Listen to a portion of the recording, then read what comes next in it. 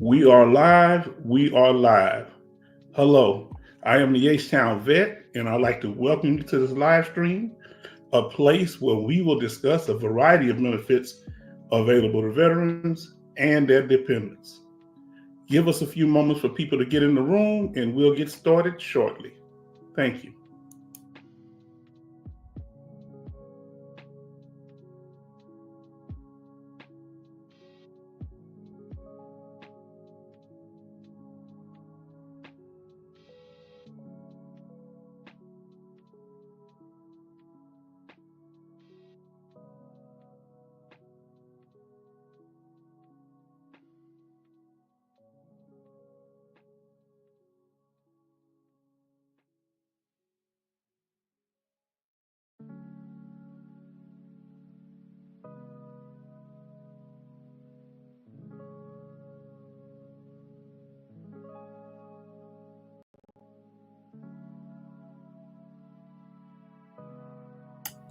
As stated earlier, I am the H-Town vet,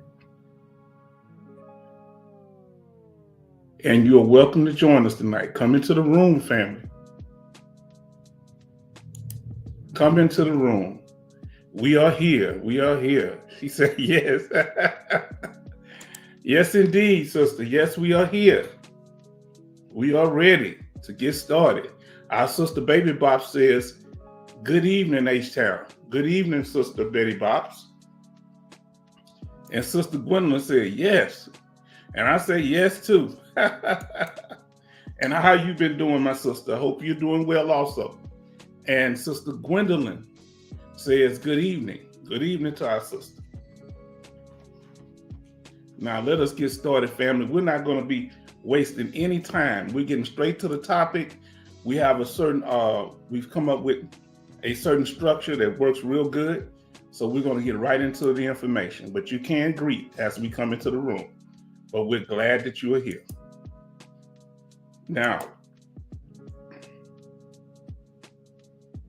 tonight's topic, we're going to be, well, first we're going to have structure as far as an SOP, standard operating procedure that we put in place, we talked about before. And Betty Bob say, good evening, Sister Gwendolyn.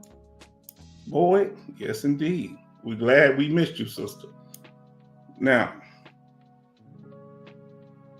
our structure is such. On our live streams, most of our live streams, we're going to have objectives. You know, we're going to do it with 5 objectives. We're going to talk about the topic, VA law update, veteran news, channel information, and after party. And we're going to save most of our comments, our comments that's not related to the topic for the after party, but we're going to be moving pretty fast. Now let's see what our sister says here. Alaskan Ice says, hello, everyone. Hello, Alaskan Ice, and to the family here. We're glad that you're here, sister. Then we got Sister Gwendolyn says, doing well. I had my second eye surgery courtesy of the VA. Okay, so you went through the VA to get yours. Yes, indeed. This is very important. Thank you, sister. Yes, when we're doing updates, that's important. Come on to it. Don't talk about it. Now, Betty Bob say, Gwendolyn, yes, indeed. And we appreciate it. And we thank y'all how y'all come in here and y'all just, very welcoming. Just fall in like we've been family the whole time. Then we got, look, this is the first time, family. All of the female veterans are here commenting first. Did you hear this? It's ladies' night. Hold on, let me get on here. It's ladies' night. What's going on? Our sister Bonnet Woman said, good evening, Mr. H-Town and veteran family. Welcome to all newcomers. And they were talking, our sister just had her eye surgery at the VA, and Sister Betty Bobson was saying to Sister Boyd, get lots of rest. Yes, indeed. And we will be praying for you and your family. She said, ladies got the power. Apparently, I'm standing down, huh? I'm in here, I'm quiet. I'm waiting for fellas to back me up. So then you ain't got no problems out of me. Did you just, all of the sisters in here. Betty Bops is in here. Sister Gwendolyn is in here. Huh? Sister Alaskan Ice is in here. This is very important because we wanted to increase our female veteran population. Very important. Bionic Woman is in here. And I think I got Betty Bops too. I think I got everybody answered. I got everybody. Now, Bionic Woman says, good evening, Betty Bops, Gwendolyn Boyd, and Alaskan Ice. And Betty Bops say, Alaskan Ice, Bionic Woman, how are you doing? Hope you're feeling well. And I'm gonna let y'all greet each other and I'm gonna get to the topic. Bionic Woman, hello. And to somebody new coming to the room. Yes, indeed. Putting them up there for showing love. Now let us continue. Like I say, these are our 5 objectives of the night, and we plan to complete them in a timely fashion. It's especially the first part, the topic. All right, so what is tonight's topic? Let's talk about it. If you got my email, and it's good to be on the email list, it's going to be PTSD triggers. All right, this is a very important topic that we're covering tonight. Why? Because this is one that, when I asked y'all what would y'all like to talk about, this one came up several times. So we know when it comes to PTSD triggers, and PTSD standing for post-traumatic stress disorder, they have cognitive triggers, emotional triggers, sensory triggers, and such as taste, smell, touch, things like that, environmental triggers, and I put in there news reports because that's one of the biggest ones for me. And we're going to talk about it tonight, family. Now, the definition of PTSD triggers are specific stimuli that can invoke intense emotional responses, flashbacks related to traumatic event. Things like that. Yes, indeed. Now let us continue, family.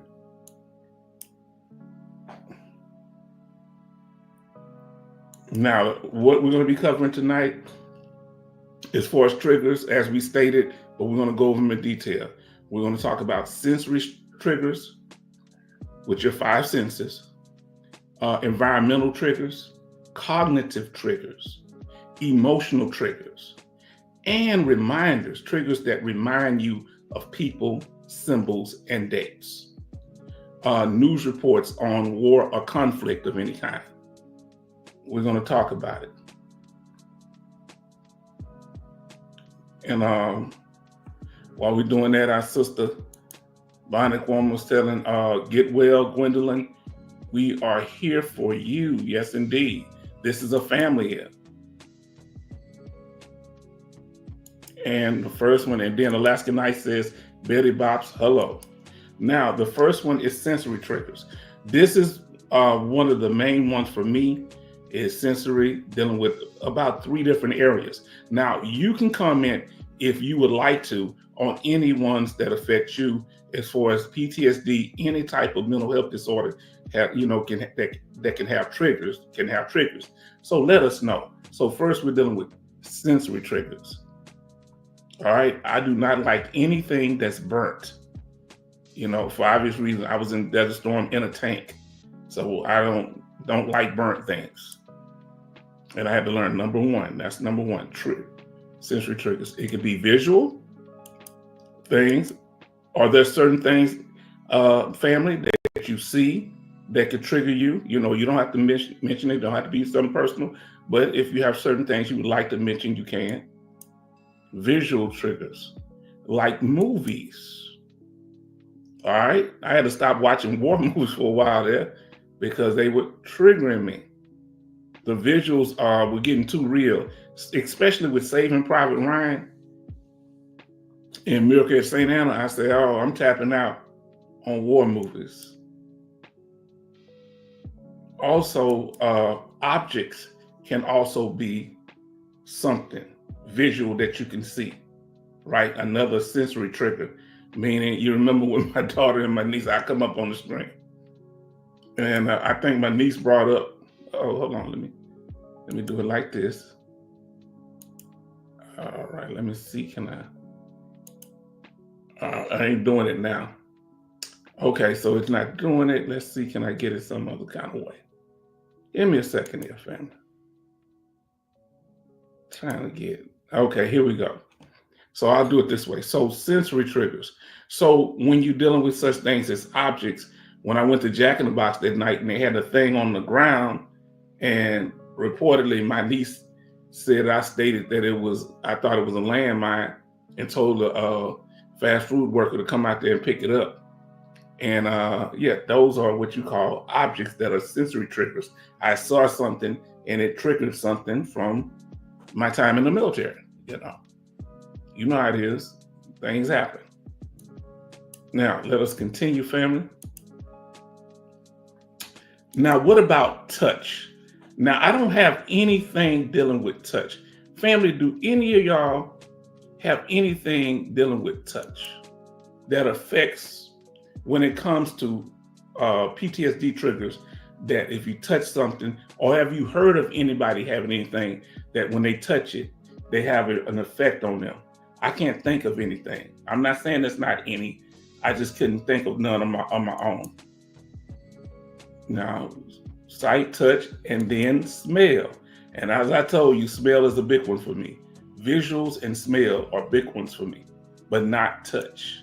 So some others might be affected by that when it comes to being a PTSD trigger. And remember, these things are important so that when you go into a C&P examination, that you can actually describe these things that trigger you.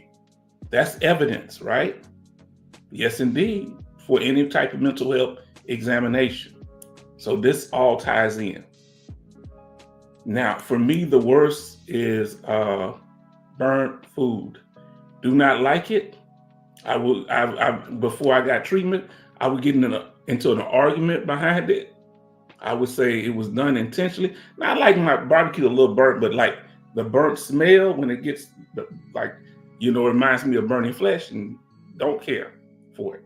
Now, let's see what our sister Gwendolyn says. She said, receiving a certain kind of touch from another person. Now that's key. That's one thing, receiving a certain kind of touch from another person. See, that's very important. See, that's why I asked, so everybody have different things. Indeed. Now, how do you go? If people touch some way, you know how some people are real touchy. Do you say, hey, hold on, or do you kind of push the hand away? How you approach it? How do you resolve those type of issues? Especially if you go to church, or some people are just real. Now, I do not that you say that, I don't like people all up on me. I don't like people all up on me, whether it's male or female. It's just, I don't like people all up on me. If people give nonverbal cues, if they want you in their presence. Now, some people I chat with, we'll talk because we got it like that, we cool, but others not, especially strangers or in a work setting. Nobody. Oh man, trust me, you are definitely right. Real talk, Sister Gwendolyn. Now let us continue. In addition, taste. Now, I don't remember anything related to taste for myself. Do you have any PTSD triggers that deal with taste? I don't have any, but if y'all could think any, that's why I want the leaders to be interactive this part, because I can only speak on the ones that I experienced or I've heard people talk about. Now, I haven't had anything with taste. Now, let's see what our sister Gwendolyn says. Tell them, don't get offended, but please give me my distance. Okay, this is real key, and let me say why. So when I was in Desert Storm, before it broke out, they called it Desert Fox, then Desert Shield before the actual war broke out. So we were at a place called Tent City, and it was like in Saudi Arabia. When you get off the plane, these big old lot of tents, GP mediums, I would guess they were. And so they were feeding us food, and they had the Saudi Arabian people feeding us food, and the food was decent. But one guy was smiling and trying to, I guess he couldn't speak English, but he kept getting close to me. And you know how in the United States we have a distance of a certain amount of distance. Apparently some of them don't over there. And he kept walking up close to me, and I kept backing up, and he kept walking up. And I said, I'm about to punch this guy lights out. And they were waving at me over there, said, no, no, no, no, no. That's how, because I thought he was trying to front me. You know, I'm from the hood. You don't come all up in my face, man. I don't know you like that. Y'all heard me before. I don't like men showing me that type of attention. I ain't got no problem with whatever your lifestyle is. But him, I just didn't understand it, because he was think they were Muslim, but he was just smiling and wasn't saying nothing. I don't know what to say. I'm like, hey man, I was trying not, because I don't know, he couldn't understand nothing I was saying anyway, but he was just standing there. I guess he'd like to hear me talk or something. I don't know. We were eating outside. Now let us continue. So I'm glad you told me that, sister. So everybody had a little thing, and that's probably one of the reasons. And that wasn't combat related. That was before combat even started. I just didn't, the cultural differences were somewhat upsetting to me. And I'm gonna say why? Because they told us we couldn't take our Bibles over there either. And I took mine anyway. I said, y'all can court martial me. I'm not going, shoot. That Bible was beat into me. No. So let's see what we got. See, I'm all confused, family, now. I'm disoriented now.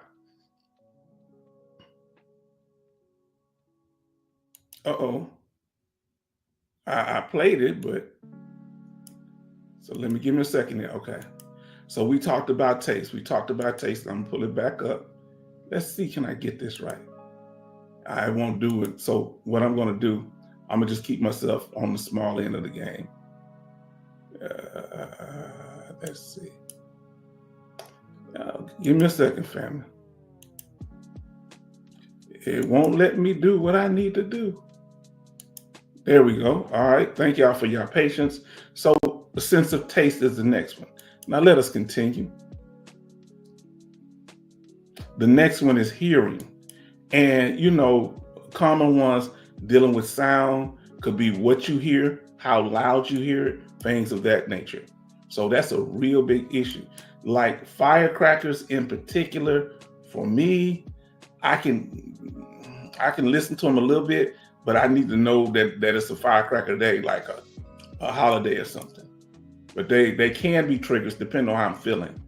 And because I was in tanks, I was in the M1A1 during Desert Storm, the second largest tank battle in U.S. history, Medina Ridge, and the battle of, I think it was 73 Easton.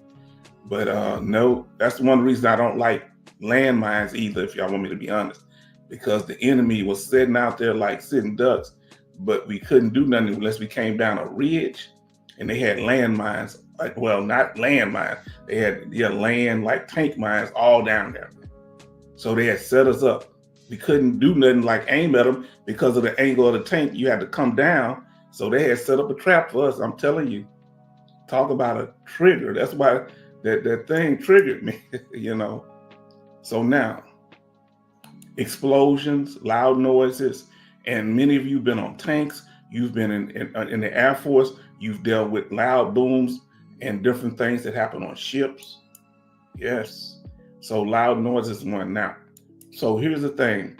It's dealing with anything that affects your five senses: touch, smell, hearing, taste, sight. And some of the bigger ones, it's five, but I'm kind of describing three of them here. Sight, dealing with images, objects, or places associated with trauma. Sounds could be noises, voices, or music that reminds of the event.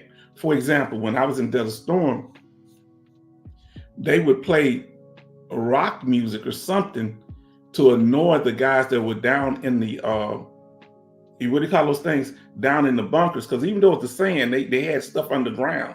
You couldn't see it unless you came from the side. And they would have like them old, like in the country, them old tin chicken coop or piece of metal that'd be on the roof and stuff. They had that with their little thing, and they would play that loud rock music.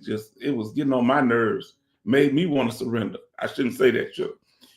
They were doing it to get them surrender. So when I hear certain music, it can bother me too. Now, smells, odors, scents that trigger memories. And this could be somebody who was traumatized. MST. Those are things, could be memories also. All right, family, let us continue. And these are all things you need to tell a doctor that's examining you for VA compensation exam for mental health or military S trauma. This is very important. I know these are topics, but we got to cover it. The second one are environmental. So we talk about the things that affect your senses with number one. Now we're going to talk about the environmental things. So I was over in Desert Storm. I can only speak from my experiences, okay, family? And this is what it looked like. I wasn't in a plane, but I remember these things, and it was just smoke everywhere. It wasn't even like daytime because our tanks were there, but by then, Saddam and the Republican Guard, which is their military, their tank battalion and all that, they were already gone. They had blew up all of the oil well fires. And it was like daytime, but it was like night because it was oil everywhere. You couldn't see nothing. And a guy named Tex from somewhere in Texas, he put those oil well fires out. It took him a little while. He came over here and because we deal with oil in Texas, and he did many explosions that shut it off, and they was able to cap them. Amazing, because nobody else knew how to shut them off. Environmental triggers. Let's talk about it. Well, I had to come to grips with it when I was doing this video. I never realized why, because I said something to somebody, I don't like California. And I'll never know why I like California, because that picture right there in Southern California, that looks like Iraq to me, because Iraq is sandy. However, it's, and y'all can chime in whatever you want to about anything like this. However, it has these bushes everywhere. It would have bushes, like these little shrubs, and the ground was burnt like that because the Air Force had bombed it before we went through in our tanks. So that's one thing. I ain't gonna say it was so many mountains. I don't remember that too many mountains or nothing like that, but I remember shrubbery like that. And this is the other one. When you're leaving Saudi Arabia, this is more what it looked like in Saudi Arabia. Real, just pure sand. But this is California. And so I think when I went over there to training, it may have triggered. And I said, I don't want to go to California no more. I'm gonna try to get over my triggers. But when I was doing this video, I had to ask myself, what don't I like about California? And it was the terrain. Remind me of, Desert Storm. And I didn't know that. Now, for those that were in jungle warfare, or you in the military and you in a military accident, that could have been in the desert or in the jungle. When we're doing training, people get injured and unalived all the time, lose their lives. So for Vietnam veterans in particular, this would be a real serious thing in jungle environments, like traveling. So if you have a spouse and you want to take them to a beautiful place or a significant other, make sure you find out what their triggers are and see if they'd be okay with certain, ask them ahead, even if you're going to surprise them, so that, it doesn't bring back bad memories, And for Vietnam veterans, this can be a trigger, not necessarily the jungle areas. And also like places that remind them of like Vietnam or down there in South America when they had a conflict down there. I don't know, where was that? What was that conflict? They had a circular combat patch. I wasn't in by the time when it happened. It was before I came in, but yeah. So certain triggers, even beautiful places, can be traumatic to some. Now, anybody in here, if you in the Navy, put a 1 in the chat, or you spend time on a military ship, let us know. Put a 1 in the chat, or yes. Put a yes or thumbs up, because I never thought about it, but I said, let me go in this. Maybe people being on cruises, if they were on ships, especially if those ships were attacked. Okay. Oh boy. So Sister Betty Bops, let me ask you this, and I'm not going to get personal with your situation. Do you see, in general, being on a ship as being kind of a traumatic experience, having been on ships? Because ships military ships can be very dangerous because, sometimes people fall overboard and literally it take them hours before they turn around, and so a lot of stuff, especially on the ones that's flat. What is that called? A carrier? The one that's flat? Like went on the John F. Kennedy and it was flat and the planes fly off of it. Is that a carrier? I think that's a carrier or destroyer. I don't know which one it is. But okay, some people might be triggered by that. Let us continue. Now, planes. Now, we talk about MAC flights all the time, but, okay, so aircraft carriers, that's what they're called. Thank you, sister. So that's why we have to have Navy. I'm in the Army. I don't know. I just don't know, and I'm about to get to Sister Gwendolyn's comment. I appreciate y'all. Now, I didn't have any bad experience on an airplane. I just started becoming anxious about them once I got out the military. However, my friend, his son, he was in that crash in somewhere in the Middle East, Iraq or somewhere, where in 1999 when it crashed, he was in the plane. And the guy that he was in the plane with, he wanted to switch seats with him on the military plane. And he switched seats and the guy didn't make it. So that really bothered him, And so he that's one of his triggers. So, but I get on planes, but that's what could be a thing. So you have family members been in the military or your spouse, talk with them before and see if it's okay. Now, Sister Gwendolyn said, I was in the Navy. I spent whooping 10 years. I'm not whooping 10 days out of sea on an aircraft carrier. Wow. Okay, aircraft carrier. Okay, I'm learning stuff. Yes, that's an aircraft carrier, the flight deck. Now, tell me if this here, Betty Bobs and Sister Gwendolyn, you did your 10 days, because I remember you transferred over to either the Air Force or the Army. Which one was it, Sister Gwendolyn? Now, let me ask you this here, and I'm not wearing my glasses to keep the glare down. My sight is pretty good, but I might have to squint a little bit every once in a while when we're looking at things. Now, does that thing on those aircraft carriers, don't the planes be down below deck and they can raise up from the below deck and come up with the planes? Isn't that what happens? So she said, I transferred to the Army. So, because what I saw in a movie one time, the planes would be down low, some of them, and they'll come up to the deck. That's what I saw. And maybe, I'm not as savvy, so please, be patient with me on that. I got a lot of respect for y'all. Now, let us continue. Other PTSD triggers for me, because I live in an industrial city. Houston is an industrial area. So, not necessarily all the way right by downtown. But one of the weird things I noticed in doing this video, I live on the west side of Houston. Most of the refineries on the east side of Houston. I don't want no parts of being over there.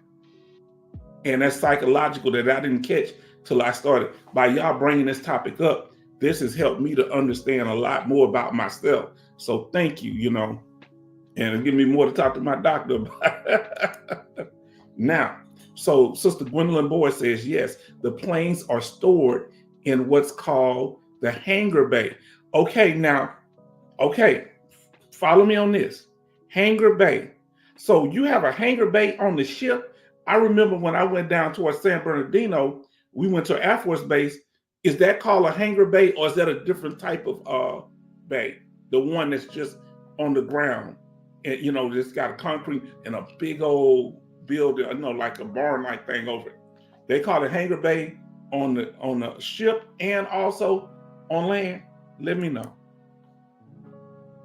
Now, but these refineries, sometimes they explode. Sometimes they and for me, the smokestacks look like missile launchers. Don't mess with me now, family. Don't pick on me, okay? Okay, I'm just telling you what I feel now. I'm just talking. Can we talk? It look like, and sometimes they have explosions, and Because I remember for a while when my sister was living over there, and they would have, warnings about the explosions and stuff. And I didn't really care for it. Now let's see what she says here. She said, yes, there is a hangar bay on the carrier. Okay. All right. So not just on ground, they call them hangar bays in the ships too. Okay. I'm learning so much. Now let us continue. All right. Now, the weather can also be a trigger. Now, if y'all can think of anything that the weather does to trigger you, let us know here in the chat. Because, I didn't have any accidents back home or nothing like that. When I say back when I was deployed, I was stationed in two cold places, Germany and in Fort Carson, Colorado. Now, I didn't have any accidents that probably would have traumatized me, that where nobody got harmed or anything because of the weather, but or other things you've been a wreck, let us know if it's something you heard of. Now, what we got here, Army Joy says, okay, he said, let's see what he said. He said, matter of fact, let me make this full screen. All right, now we're in here, family. He said, H-Town, were you in Saudi Arabia when they lift up all those oil fires? I can't stand to be around smoke. And that's probably, he just taught me something, I didn't realize that. And I don't want to make this all about me, family. You can talk too. But I didn't realize that I don't like being around those refineries because of the smoke coming out of them. That could, man, y'all giving me a whole bunch to talk about now. Wow. Lord have mercy. Oh, Lord have mercy. Lord have mercy. Now, okay, let me put my glasses on, family. We got some people in the house. When we have new people, Mr. G, you've been here before, I believe, but we want to welcome you, and we're going to get to everybody else's comments. Hold on. Mr. G, we have rules that we put in place for trolling, for everybody to have to agree to before they can chat again. So please don't chat no more until you agree to the rules. If you just want to listen, you can. That's okay. But our rules are such that that there wouldn't be no trolling, because we have serious trolling issues. What could put you in a warning or ban?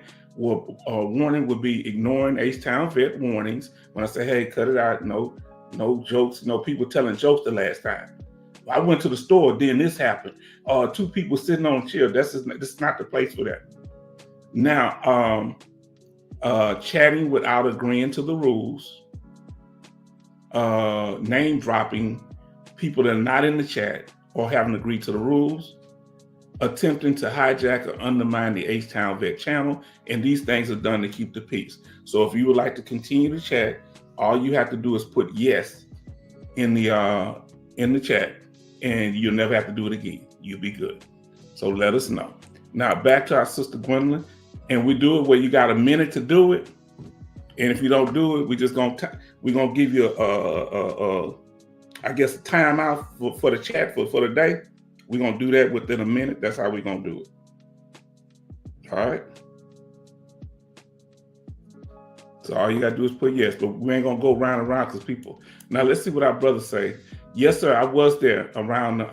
Matter of fact, we were the first one to drive up, 1st Armor Division. We drove up, and I want to say, I don't know what was there, but it looked like a building or something, but it was a whole bunch of oil spread. But look, I saw a building down there. And they said they got a Popeyes now. Not a Popeyes, they got a McDonald's. I wanted to go to McDonald's while I was there. I never got to go. Now, here we go. Sister Gwendolyn Boy says, I was in San Diego when a plane crashed on the interstate. So when I am driving and I see a plane about to fly over, sometimes I pull over or slow down until the plane passes. Now, planes don't get me, but helicopters do. One time I was back home visiting my grandmother. Okay, agree would be good too. I'm going to start accepting yes or agree. He said, I agreed to the rules before, but no problem saying yes again. Okay, yeah. I thought you did, but I hadn't seen you in a while, Brother G. So I thank you, Brother G. So you always been good. He say hello to all. Now, so was that a civilian plane? Were you in the military at the time, or is just somewhere you was at? And like I say, right now we can kind of talk about the topic. We can greet each other, but we're gonna stay on topic. Now, Bernie says, H-Town. What's going on, Bernie? Coasty said, good evening, H-Town and family. Yes, indeed. And brother already agreed, and I appreciate you, and I apologize for putting that again. Now, what are when we're talking about tonight of PTSD triggers, do you have any triggers that are related to the weather? Any triggers? Let us know if you feel comfortable talking about it. Now let us continue. Let's talk about some of these weather related. And down here in the Houston area, we've had a lot of weather related things happen.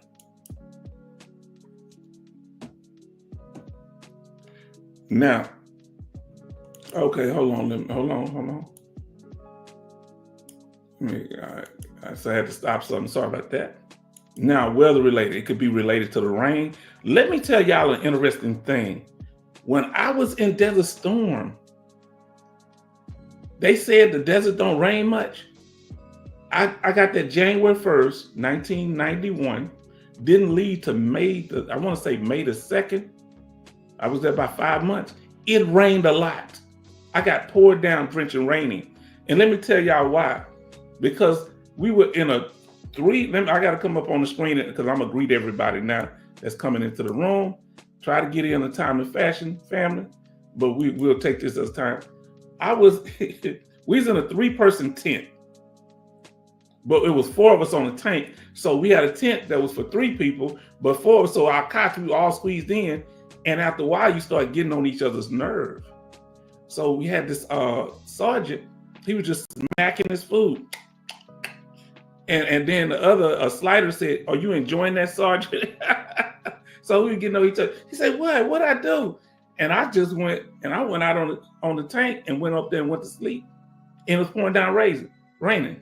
And the sergeant come out there, you gonna get sick. I say, either the enemy gonna get me or this rain, but I'm not putting up with none of that no more.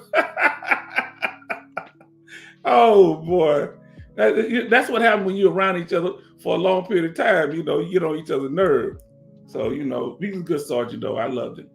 Now, Sister Gwendolyn say, yes, I was active duty stationed at NASA, Navy Air Station. I think that's what they call it. I can't say the name, Miramar. Now, let's say this, sister. I hope you have that documented, because even if you were off the base, that can be that service connected. So if you're not service connected for mental health, that is a trigger, but you need to be continually seeking treatment now. All right, let me acknowledge the family that came in, and we'll get back and to what's going on here. Let me take the glasses off because I want to have the glare. So Veteran Policy Plug say, good evening, vets. Hope all is well. Same here. Now, Sister Gwendolyn said it was a civilian plane. Yeah, it doesn't matter whether it was a civilian plane or not. But I don't know when you heard me say it. You probably didn't hear me say it yet. But if it's doing your military service, it's military related, you can get disability for it if it affected you. Now, love say just arrived. Hello, everyone. Yes, indeed. We're so glad to have you here, family. Now, the alternative say, hello, veteran family. So we're always going to take time to greet the family and our initial greetings. Brother Harold, United States Marine Corps, good evening. All, Semper Fi, as we say in the Army. Now, love say, Marine Air Station. Okay, Marine Air Station. Okay, it's Marine Air Station. I try to say Navy, I'm messing it all up. Sorry about that.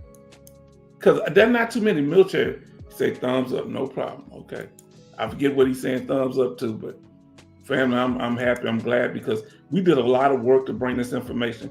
Y'all gonna be so proud of yourselves and what we've done, because by bringing quality and keeping confusion off the channel, we're getting so much more done. And remember, it's a process. All right, this thing is a process. What are some of the weather triggers?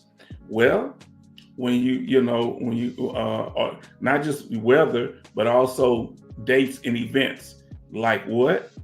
The storming of Normandy. Now, this is Black History Month, and a lot of people don't know, and we'll cover it, that this wasn't the only beach that was stormed by Americans. The Black Americans were down, I think, to the left on another beach. I think this Omaha beach. They were on another one, and they secured their beach, and they had to come down and help the white soldiers. And that was, to hear them say it one day, I'm gonna let you do it. It's very interesting. They were happy with them at first. Oh, thank you for saving it, because they were medics and they had already secured their beach and fought the enemy off. When they came down here, they was grateful at first. Then they started calling them all kind of unsavory things, right? Isn't that interesting? Now, we'll talk more about that when we go over that, during the History Month. Now, let's continue. Little known history, but dates of certain things happening. Now, listen. Bonnie woman say, hi, love, love. Now, listen. What we're going to read that, but I want to hear what my sister saying right here. She say, it's now Marine. It was Naval Air Station, okay, when I was there in 78 through 82. She saying she was there a while. Oh, they changed the name. Love, what year did they change the name? If you know of that base. Now, see, remember, when it comes to the weather, that goes for hurricanes. That's almost, look how the vehicles get damaged. It's like an explosion happened when the weather destroys things. That could also be a trigger. Remember, weather can be a trigger. These are other things. So we're kind of summing it up, this section dealing with these environmental triggers. Environmental triggers could include visiting the site of a trauma or similar place. That's why I say be very careful where you go. Where? I'm gonna see if this works. No, it didn't work. So let me see. I'm gonna do it like this. Be very careful where you go on holiday, and make sure it doesn't remind you of the traumatic experience. So we're talking about triggers, PTSD triggers here. Now they're just saying, shouting out at each other. So we're gonna let y'all do that. And we're gonna continue with what we're doing. We're not gonna read that aloud, but we'll put it up on the screen. Now listen, so we talked about the location, but also events like anniversary, holidays, or other events that coincide with trauma. If you were over in the military somewhere, let's say you were stationed at Fort Hood and your parent passed while you were there, or you were doing some special training like basic training or sniper training or training to do certain firefighter training, and you lost a family member, that is an event that has a holiday that you won't forget, for the most part. Most people will not. And we also just talked about the weather conditions that were present during the event. Rain. Remember I told you, I ain't never know. That's why people tell me, if they say they was in a desert storm, I'm gonna see if they around that rain. Because if they lying, you can't lie. I was there. It rained a lot. Not all the time. Boy, but did it rain. Now let's see what let's see what Army Joyce says. He say, I had a hard time being around fireworks, 4th of July. Yes, indeed. Yes, indeed. Same week. That's a big one for me too. Especially if I didn't know it was the holiday, because sometimes I don't celebrate it. Bonnie woman say hi, Coasty. And then Gwendolyn say, I was stationed at Pearl Harbor, Hawaii, during Hurricane Iwa. It was horrible. Wow. Which island were you? Pearl Harbor, which island is that? I forget which one of the islands of Hawaii it is. Let us know if you remember, sister. Now, Veteran Policy Plug say, Bonnie woman, hope you're feeling better. And the Bionic Woman says, hi, Army George. Now, this is what we're talking about. Okay. Okinawa. Okay, Okinawa. Okay, that's right. Because I forget what Pearl Harbor is. Okinawa. Okay. Now, let us continue, family. I hope this information has been informative. We're trying to get through it. Now, the third one. So we're on number 3. We have 6 total to do, but we want to make sure we do a good job for you our subscribers and viewers here right now, and for those that are watching recorded. Number 3 are cognitive triggers to PTSD. What are some of the cognitive or mental or thought process triggers to PTSD? Thoughts about the traumatic event. Sometimes you can't stop thinking about it. You know, you keep reliving it, thinking you could have done something different, or how did you get yourself in this situation? That's a real thing. That's why it's real important to get with other veterans and that we be here for each other. This is so important, right? Now, nightmares and flashbacks. That's why a lot of us don't sleep on a regular basis, you know, because we think about the trauma. Now, number 4, we're on number 4 already, family. Let me see what our brother says here.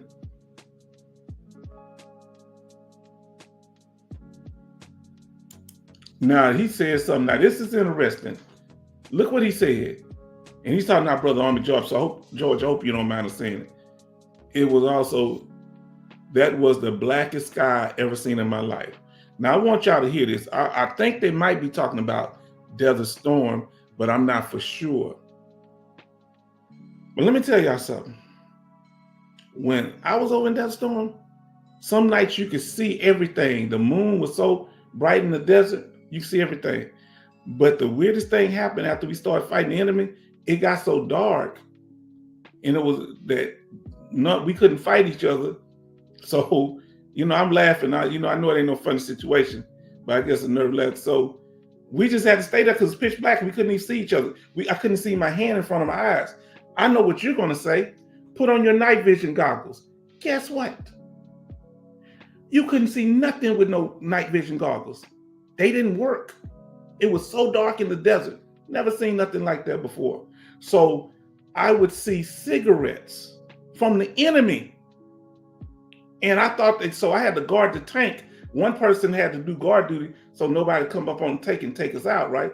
So I'm walking around with an M16 and I could hear them talking. I could hear the enemy talking. They just chilling too. We didn't fight till the next morning, you know. That's weird, ain't it? Like we took a break, like halftime. So I could hear them talking their language. I was trying to understand what they were saying. I thought I heard them say my name. Now, you know that's bad, ain't it? Man, forget that. It was pitch black dark on some nights. You couldn't see nothing. Now, this is real talk. That's when I know somebody was over there.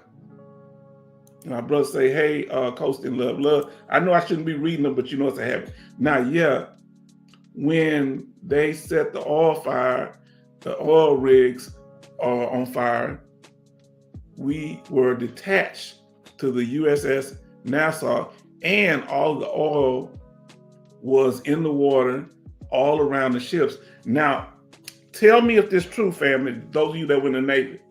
Was it true? My friend, or my friend that was in the Navy, he was telling me there was landmines. He was a Desert Storm too. He said that there were water mines that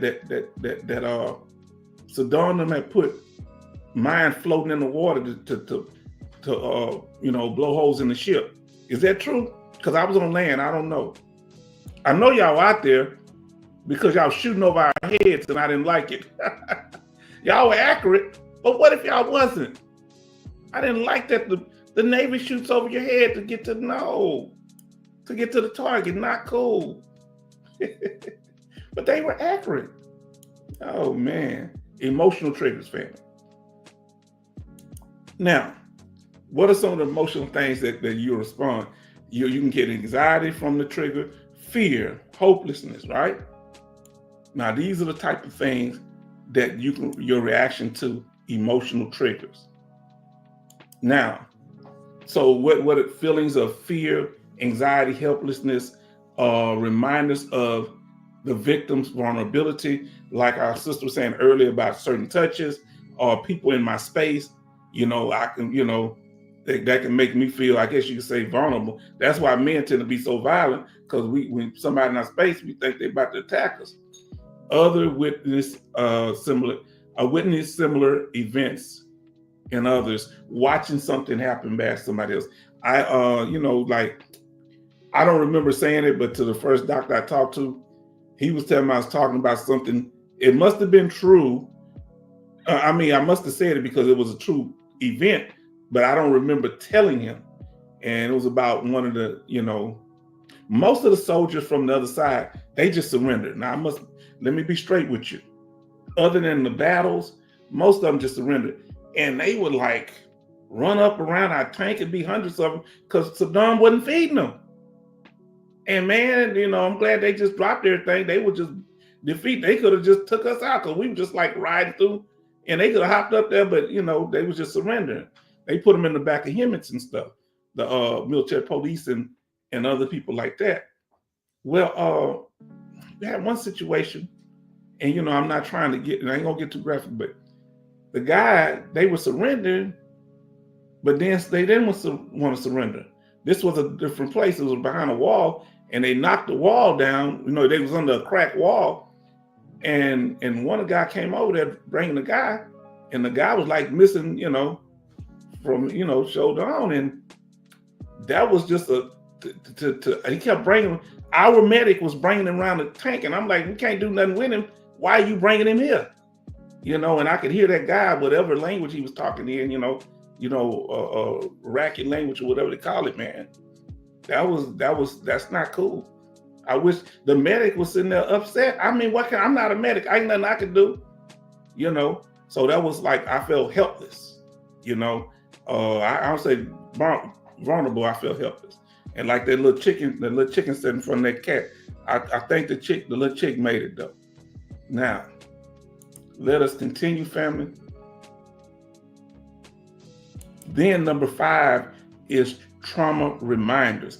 This is the next one, dealing with PTSD triggers, things that remind if you lost a body part, an extremity, and that's a reminder of that event, or if you were traumatized, military trauma, certain touches, being in certain areas, if it happened in the a bathroom, or you still in the military, you still having to go around certain people that were, or like with one person that happened to, they were just out partying that night on the base, and it happened to them, but they don't never know who did it,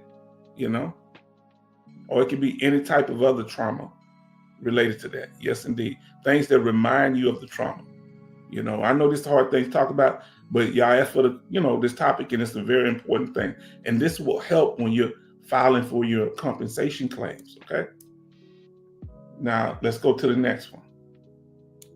Now, what I was telling you about, other things that trigger is feelings, like symbols of it. I meant to put symbols there, symbols of it, like if you see a crashed plane, and our sister, who experienced that, our sister was talking earlier, Gwendolyn, and if you see a plane old wreck, that could bring back memories. If you see an old wreck, that's like a flashback or whatever. Hold on, how is that still going on there? All right, family, here goes number 6. I put an extra slide in there. Sorry about that. Now, this is the biggest one for me, family. Family, I need to ask y'all some questions. What things, those of you that, suffer from PTSD or other mental health conditions, what things do you not want to see on television? I do not want to see something about the war. I may watch a few things, but I don't watch the news anymore. Let me ask y'all this here. Who doesn't watch the local news on a constant basis anymore? I'm not saying who doesn't watch regular news because of the violence and stuff? Let me ask you this here. Yes. about violation. I forget what you're saying. What about that, Sister Gwendolyn? Because I don't know what I said. Yes, because what they would, I do not. So who do not watch? If you don't, put no in here. If you don't watch the news reports because it's too much violent or things that trigger your PTSD or mental health conditions, let us know. And I don't watch the regular news on a constant basis. Army George doesn't either. But some people may be able to cope with it. She said, let's see what she said.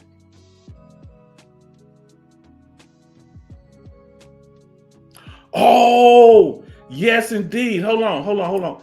I'm going to get to you, sister. So many people. Let me put my glasses on, y'all. Y'all got to see there's so many people. Oh, Lord, what happened to my thing here? Hold on, family.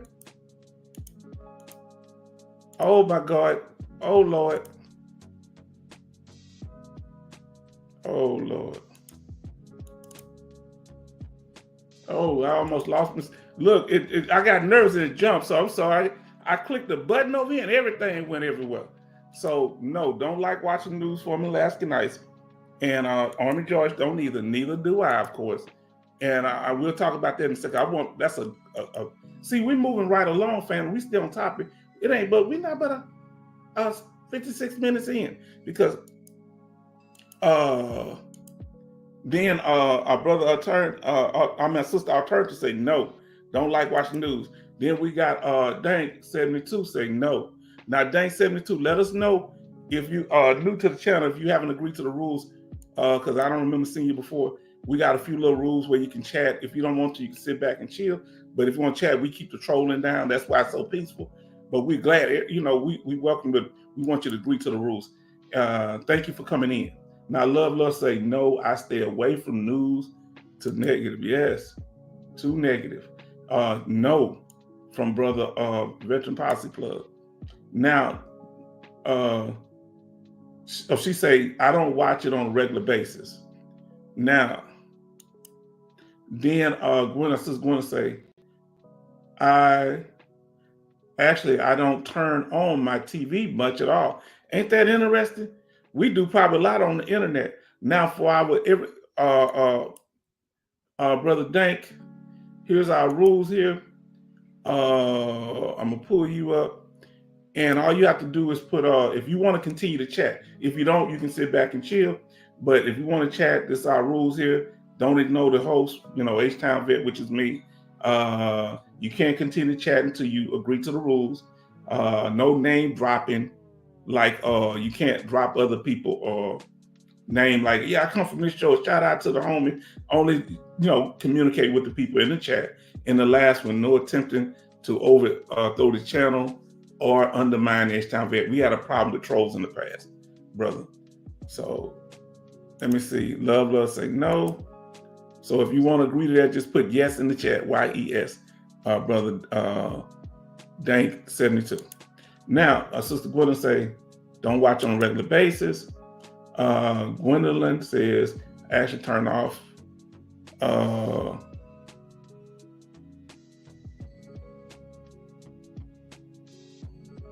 Okay, yo. Okay, you don't troll, but you have to say yes. And this is the last time I'm going to say it to you. So you have to just say yes. I know, I got you. I appreciate you. Nobody else in here do, but they had to say yes. Now, I don't think you get what I'm saying. You have to put yes in the chat. All right, that's it. Yeah, so we go over it, but that's it. All you have to do is put yes in the chat. That's it. You good. You good now. Everybody show love to our brother Dank coming in here. Now, I got to go back to what our sister said. And these are topics that we need to address. Boy, that went so fast. I can't find, where's that what the sister said? Sister, where's your statement at? Sister Gwendolyn, hold on, y'all. Our brother said yes. Okay, I put it right next to it. He said, I got you. Okay. Let me see. Okay, don't watch on a regular basis. I'm trying to find you, so many people. Okay, she said, I don't like to watch I don't like shows about, the R word. Now listen, a violation. That's what I'm saying. I don't like it either. I don't like when they, you know, even imply it. I don't like it when it actually happens. Now, what people don't realize, unless it's changed, you let me know, men, it ain't just women getting violated. It's men. The largest number of people get violated is men in the military. Did you know that? I found that out. I'm like, wow. And a lot of things happen when they go to military prison, when guys are drunk and don't know where they're at. Huh? I'm telling you. Jeffrey Dahmer, when he was in the military, he had one guy he was violating on a regular basis, and they were both in Germany together. All right. Say, I don't like shows about that. Yes, indeed. No, I get you. I think they're tasteless myself, and you know, may have a purpose. They can imply it. Now, so we talked about these triggers. I hope I got these slides right. You know, different vehicles, because you know, some people that were, you know, I wasn't in this situation with the new Iraq War and OIF veterans, but because of the side, the what they call it, AIDs or IDs, the explosive on the side of the road. Some veterans don't like getting in cars and starting them up, you know, because that worries them that it's going to, you know, boom, boom. So, you know, or if they see a dead animal on the side of the road because the enemy was putting explosives inside the animals too, you know, in the Iraq War. Yes, indeed. Let me see what I got. Now let's see, say, actually, I don't turn on my television at all. Oh, wow. Family, we need to find, we got to talk about that. Why don't y'all feel, if anybody comfortable sharing, why they don't feel comfortable turning their television on? Mine, I'll tell you, let me come up on the screen, family, because we almost done. Let me finish this up first, because we're about to be done with this part. And PTSD triggers, we just talked about, okay? But I need to know, please tell me, why don't y'all like watching television? And that's a question I want y'all to, you know, you start chatting about. I'm gonna finish these last slides up. And we need to get with each other and talk. And I'm hoping that these young veterans, that's why when they come in here, the young veterans come in and they leave, but I want them to know we love them. We have a structure here, but they are always welcome, because y'all are our future, and we want to make sure that y'all are straight, that y'all get the help that wasn't available for many of us and for veterans before us, female and male veterans of World War II. And there was a whole bunch of females in World War II and Korea, right? Because you know, and that y'all need to be there for each other. Y'all need to look out for each other, because the rate of self-harm is high. It's not as high as it was. It used to be 22%. They say it's down to 18%. I don't know how much to do with that. But these PTSD triggers can also be a problem. Now, y'all just chatting each other. Let me see. And I'm just saying hi to each other. Okay. I'm just putting on the screen. Sister Gwendolyn says, she don't like shows about that. Brother Charleston in the room, family. He say, I am late. Please don't report me. Family dog. You're gonna be on KP duty. You're gonna peel some potatoes, sir. Now I say men and women are being violated. See, that's what people don't realize. That you know, that you gotta understand something. Let me explain this to y'all. Men are the only group that can just sit up and choke each other out right there. You understand? And they can literally just get into it, start choking each other and choke each other out. So it can be real dangerous, right? Now, I'm not downplaying, because there were a couple of situations where a brother I know, he was at he done something where he got in the brig, and it was a female guard who had them like do little crazy stuff, like she was like she was searching them, but she was actually touching them inappropriately, and that was a type of violation, you know. Even though she didn't do more than that, they were humiliated because she made them strip down. And you know, I don't know if he got drunk or something, but he was in jail, you know, fighting out there off the base or something. But now I think he was maybe in a comeback zone. I forget. Now Love say, hello, Zimmerman. Now listen to what our brother say. He said, hey everybody, I'm in and out tonight. Lots of things pending last couple of weeks. But I think if you and pray, Major Boomer has surgery on his ear, keep him in your prayers. Tip, avoiding your triggers. Yes, try to avoid them. And what do you think about people? Let me ask you about that. And we're praying. Let me say a quick prayer. Dear Lord, we ask that you bless Chaplain Davis and Major Boomer in his surgery. We ask that you bless them in their busy times and bless the whole H-Town family and all veterans that are out there and active duty military. In Jesus' name, amen. Now listen. I think this is the last slide. So we need to talk to each other like we're doing now. And this is a good image to see because I really care about the young veterans because we were all young veterans. You know what I'm saying? Love said amen. And for those of you that may not be religious, the religious beat into me. I raised Southern Baptist man. You understand? Now, we was in church all the time. And then when I went in church, I was at choir rehearsal. I'm backsliding and talk more about God than somebody that still say. Oh boy, this is something else. My grandmother, boy, I miss her so much. My great grandmother, all good women, My mom. Last night said amen. Community Chaplain Davis said amen. Now let's see. I want to make sure I didn't miss. Yes. So when you in there, when you go to another one, Chaplain Davis, I hadn't heard back from you. Let me know. I've been real busy. I got your message. I hope the information I sent you was helpful. God had a lot going on, and I'm going to talk to you about it behind the scenes, okay? But I do care about what you're doing and what's happening, my brother. You're important to me. I want you to know that. Ciao. Now, Sister Gwendolyn say, my issue with the TV is I fall asleep and a show is on. It gets into my dreams, so it's like I'm there. That happens to me, and I have to learn to cut that television off, but I forget because it kind of relaxes me, and then I fall out. Then I'm in the dream with whatever's happening, and then why is it always the most noisiest movie that come on after you go to sleep? Then I wake up and sometimes very upset. Yes, indeed. I want y'all to keep a log if you don't mind. Please keep a log. I know that might be hard. Get it and tuck it away, but keep a little log in time. That'll be a key thing to take into your C&P examination. When you go in there about your hearing, I think you had a community chaplain, David. Let us know when you're able to, with your examination.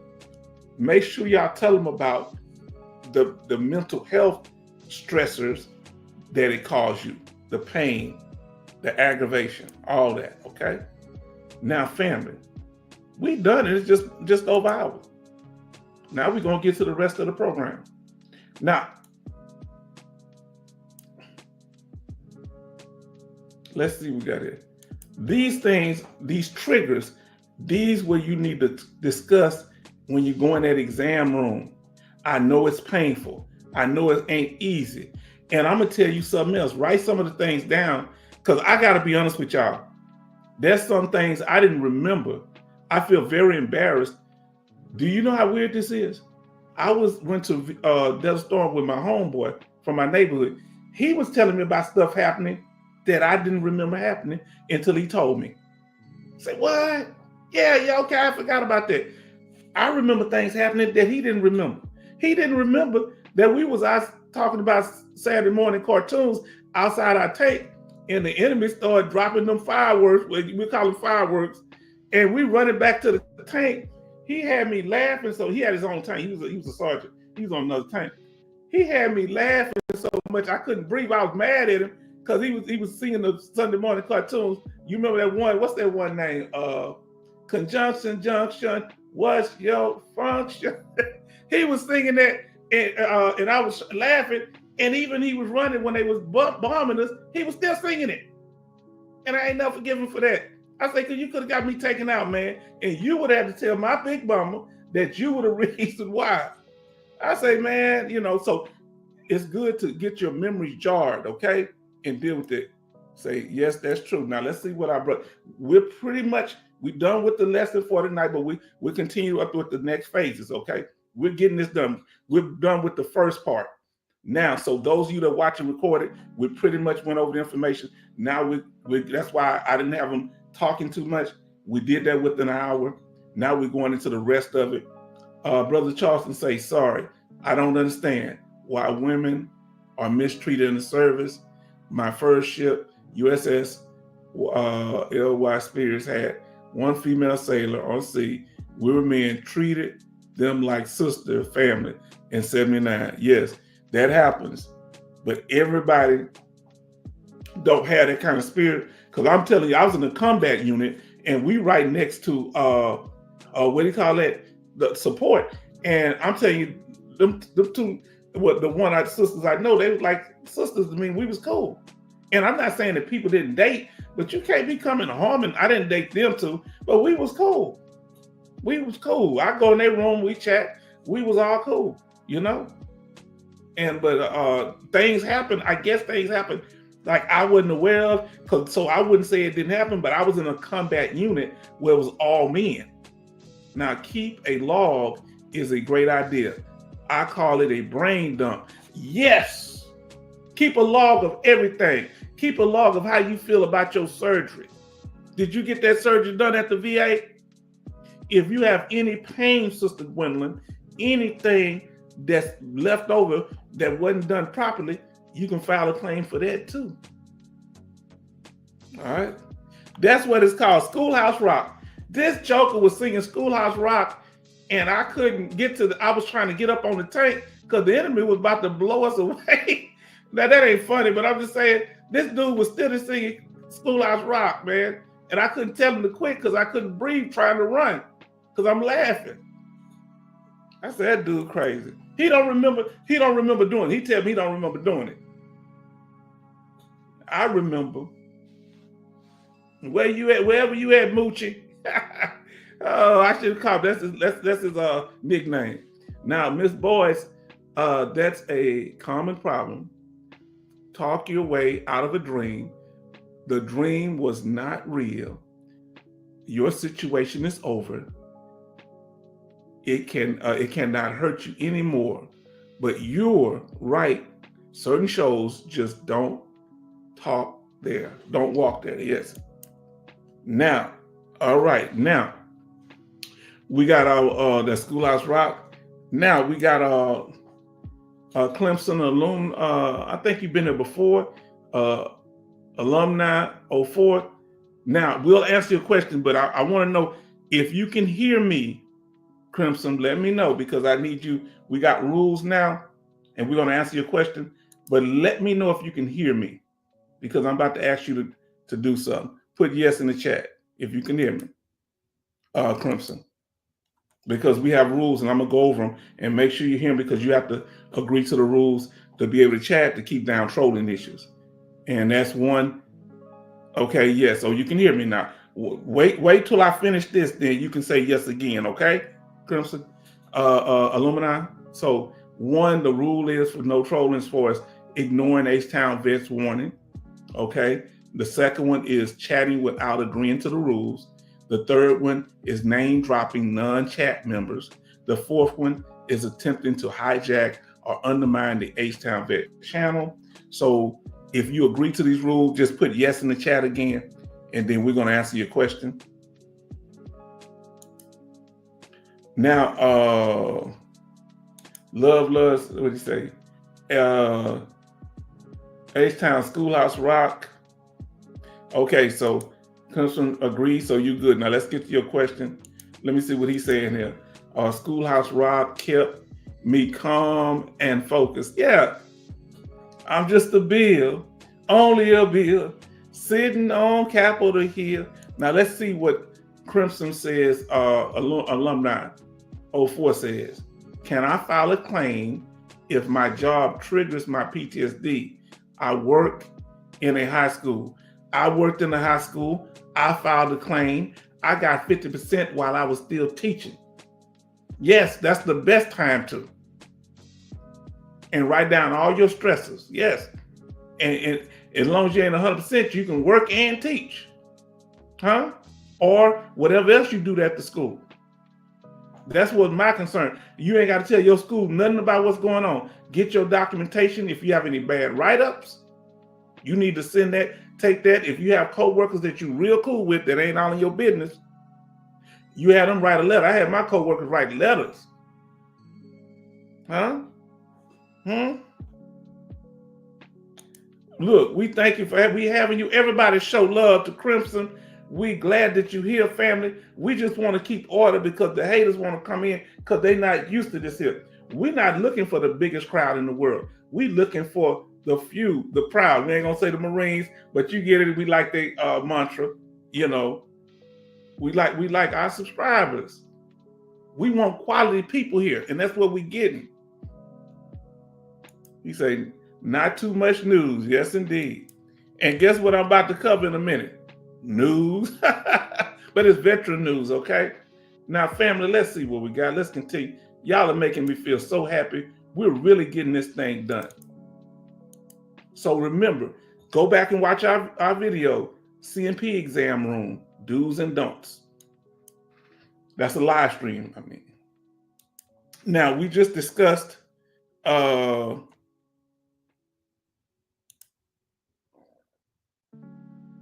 everybody's saying that they're glad that you're here, Crimson. And we mean that. This is where you come. This is a sanctuary for us to find peace and calmness. The greatest weapon used against veterans is disorganization. The VA is disorganized, huh? The way when we get out the military, everything is disorganized, right?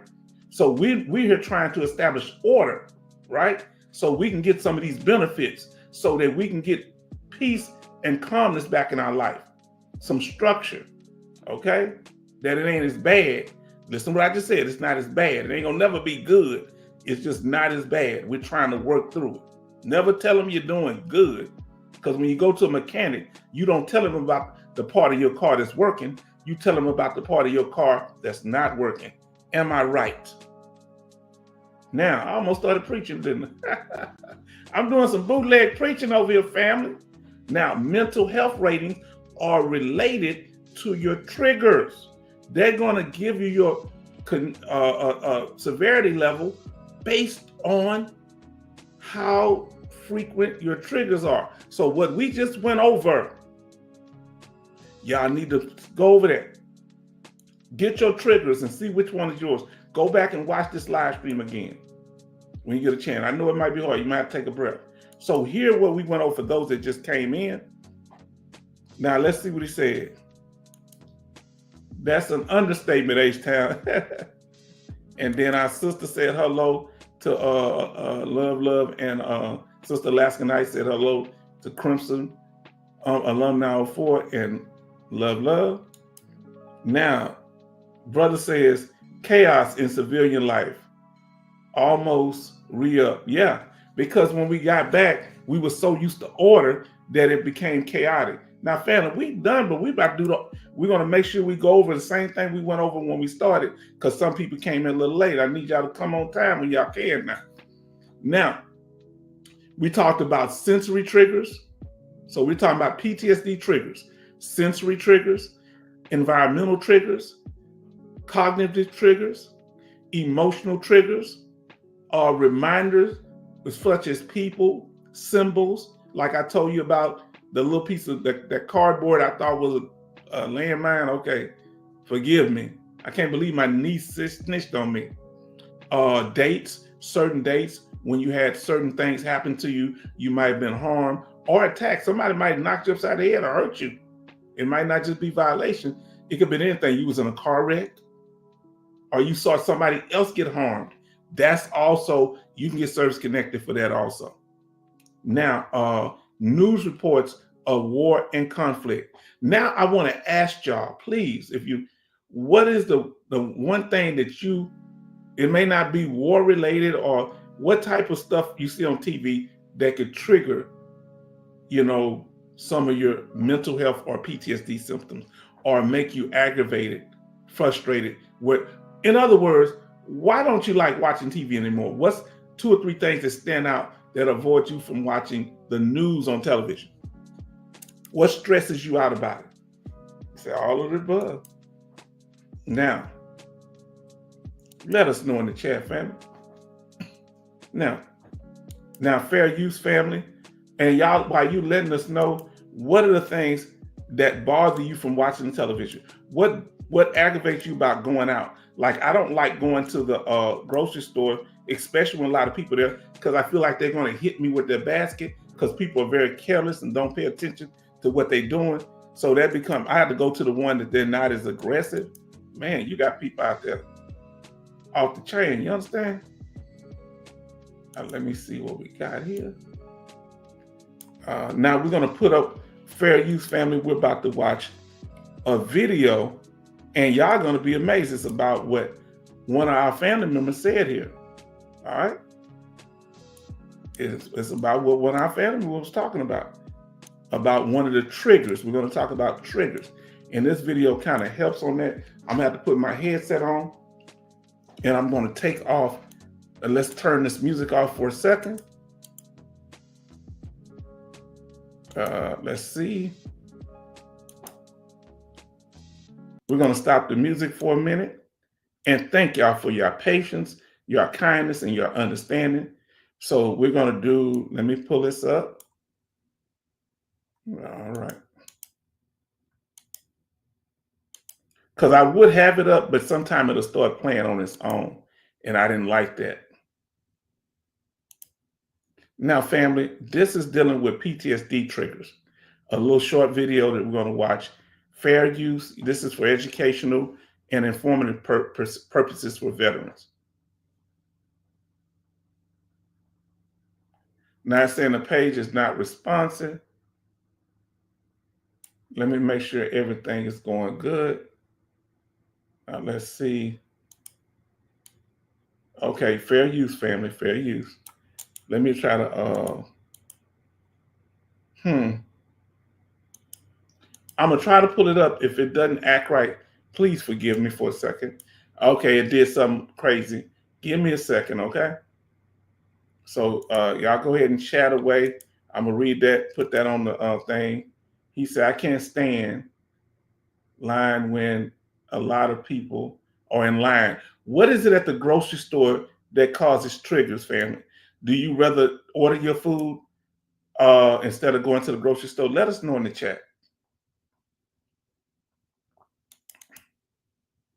And I'm going to see, can I get this up? Because it was working perfectly earlier. So give me a second here.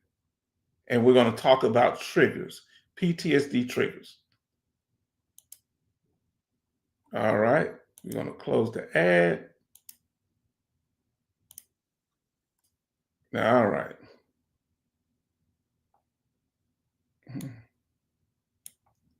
All right. We doing good here. Let us know.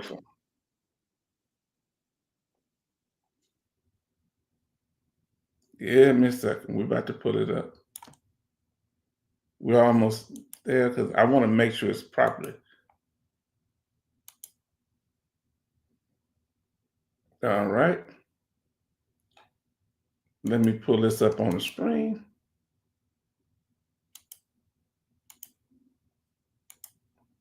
And y'all let me know if you can hear it properly. Do that for us.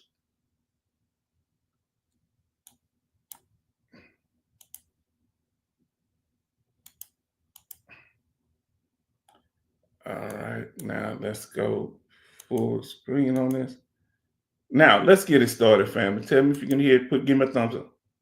Oh. People all across the world are getting ready to, well, just days away from the start of a new year, and people all across the world are getting ready to pop the champagne and fire off fireworks. But for some, like our nation's veterans, it might be a potential trigger. Dominique O'Neill joins us in studio now. Dominique, what percentage of veterans are known to be affected by this? Michael, I learned that 1 in 3 veterans live with post-traumatic stress disorder, and the sounds of fireworks can sometimes be a thing that triggers them. New Year's Eve is often known for its colorful and loud fireworks shows. But for military veterans like Tiffany Hollis, who is an active duty Army veteran, they can inspire painful memories Hollis served from 1992 to 2003 in various military installations throughout the world post 9/11. She says those events can trigger her. One myself, who I'm very aware of crowds. I'm not very comfortable in crowds, so I tend to stay away from large crowds. So a lot of New Year's Eve parties I can't attend, and sounds are very triggering as well. The loud sounds, colorful lights, and even the smell of fireworks can be triggering to some veterans like Hollis, reminding them of gunfire and explosions they experienced on the battlefield. It's very important for veterans to stay close to their support system, check on veterans if you have veterans in your family at this time of the year, and just be aware that, creating an environment that is level and not to be so triggering. And organizations like Who's or Healing of Our Veterans Equine Services are stepping up to help veterans who need it. We work with the veterans on post-traumatic growth. So we want veterans to not only be able to heal, but to be able to thrive in their environment. Spoke to a Navy veteran who served in the Middle East and did 2 deployments in the Persian Gulf. He recommends people be aware of who is around you before you start your own fireworks display. Loud noises and lights could be potentially triggering for some veterans who experience PTS. So it's always nice to be mindful during these times. If you have a family member or a friend who's a veteran and might experience PTS, to check in on them. And keep in mind, some of those loud forms of celebration, such as shooting guns in the air, is actually illegal. According to the Toledo Municipal Code 549.02, it restricts the discharge of a firearm within the city of Toledo. Individuals found to be in violation of this code are subject to arrest for a first-degree misdemeanor. Reporting in studio, Dominique O'Neill, WTO11.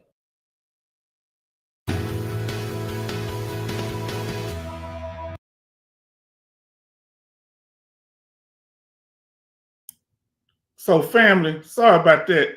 Y'all saw me eating my little grandma cookie over here. I thought my picture was gone. Sorry about that. So now Sister Alternative says, she say, I have my groceries delivered because I don't like being around a lot of people. I went to the store today and I was told I can't do it. I got to go early in the morning or something. Or like my daughter them and like you do, start getting them delivered. Okay, now how many of you in here feel the same way as the veterans about the fireworks? That if you feel like that the fireworks bother you, let us know. Tell us any experiences, or if you're okay, okay with them. Sometimes they bother me, sometimes they don't. When I don't remember that it's a holiday, that's an issue. Now, family, let us get to the next step over here. We're going to pull it back up on the screen. Now let's get to VA law, family. I better say amen.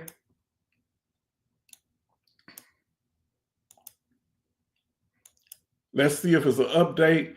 We're going to put it up on the screen. We tell y'all, but we're going to let y'all know.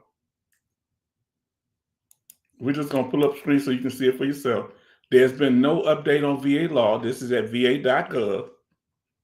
Okay? This is at va.gov.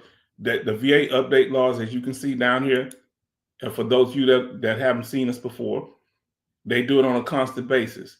Once we start going over it, they start putting stuff on here. They might know we got wise to them, or they got wise to us. And you can go there and see a lot of different things. Hold on, it's starting to act up.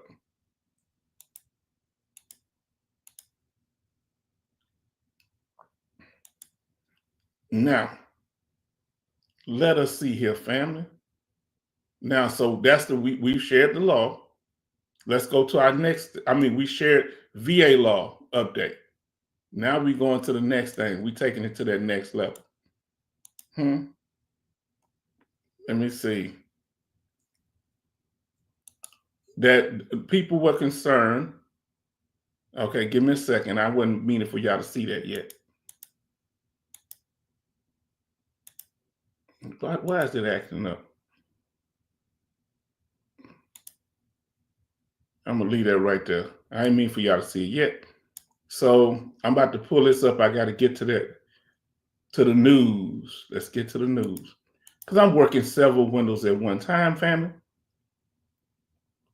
Now, the third thing we're going to do is VA news. Remember, we do 5 things.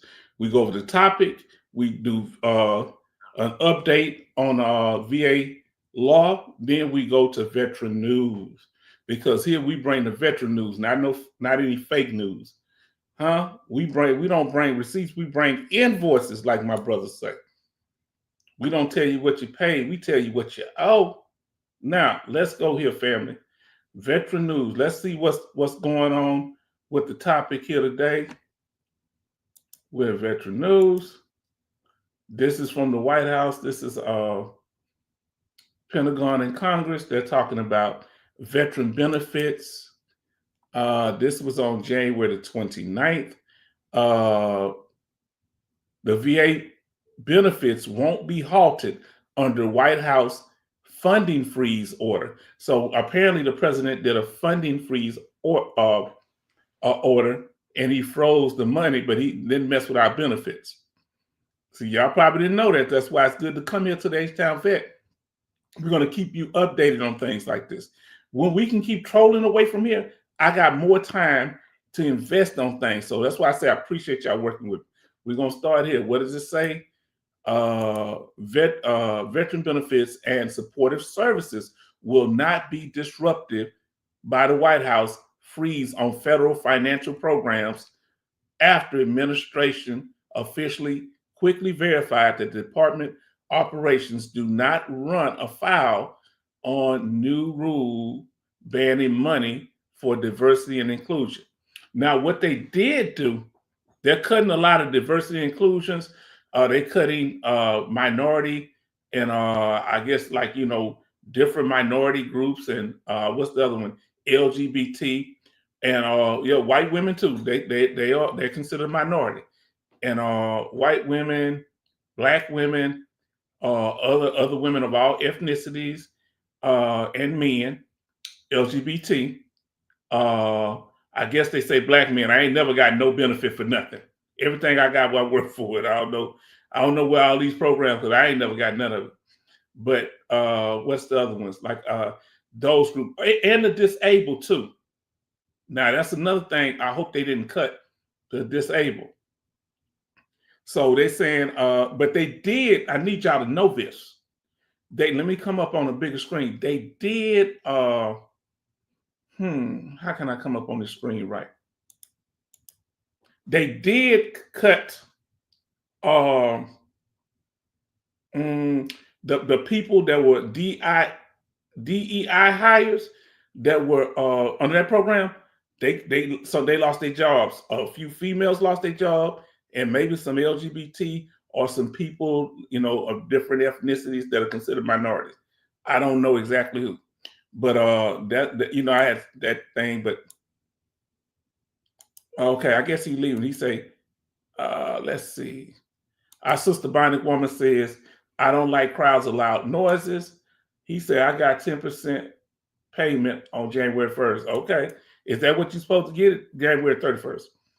Have a good night, veterans, and have a great week. Do the same, brother. And then Betty Bob says, policy plug, good night. All right, from Betty Bob's. Now, so that's what that is. It won't affect our benefits, so don't worry about that. But some people jobs are affected. And, I don't have no problem with people having jobs, but, we going with the president is saying, okay, and what he's doing. Now, let me get to the next thing. I got about 2 more videos, and these are going to deal with the PACT Act. And I want to hope that I'm doing it right. Let me make sure I got the right one up, family. Give me a second. So I appreciate y'all. So back to we're watching news right now. And let me see where I get this here.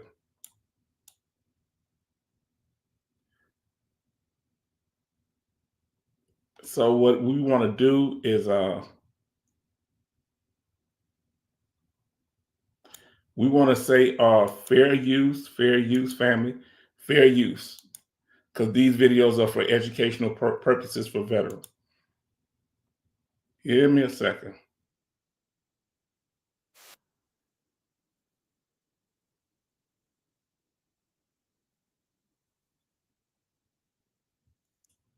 Now, y'all want to listen to this because this is concerning the PACT Act. So I really want you to listen to it. And I'm going to watch it. I'll watch it again because they got a real pretty woman over here. Oh, I've been watching it. Hello, I've been watching this video all day. I'm sorry. That woman, that's a pretty black woman there. I'm sorry.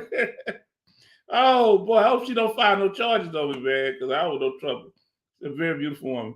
But let me see. They give me very good information. Let's go through it.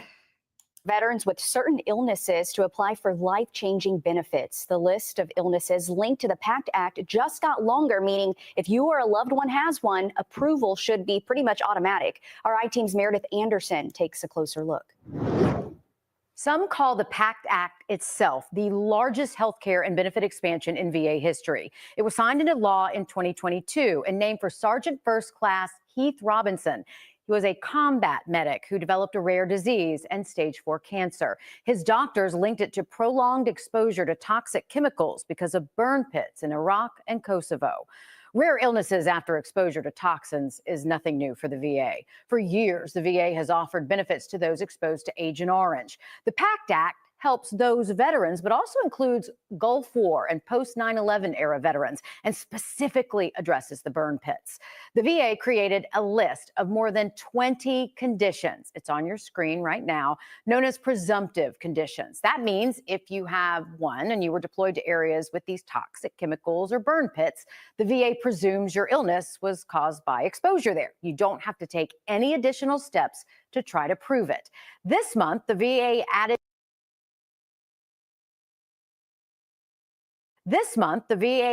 to that list additional steps to try. Now, family, are you exposed to any of these conditions? Let us know in the chat. Brother Charlton say, you dog H-Town. I'm sorry. That's a pretty woman. I'm going to keep it professional.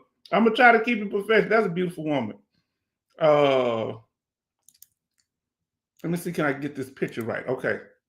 Now, anybody been exposed, and here's some of the conditions you need to look at here. So if you have a chance, melanoma, I guess different forms of cancer, kidney cancer. These are the ones that were on there first. Brain cancer, glaucoma. Now that's interesting because they say I got a little bit in there, but not enough to do nothing about. And look at all these different ones under the PACT Act to see if you qualify. Last night says Veteran Policy Plug, good night. And then Bonnie Woman say, good night, Mr. Veteran Policy Plug. You know, he has to work, he's doing things. I thank him for checking in all the time. And he's an hour ahead of us. So it's 8-something going on 9 where he's at from here in Houston. Now let's see the things. We're going back to the ones that are new. This is what I really want you to pay attention to. The new conditions under the PACT Act. Let's do it.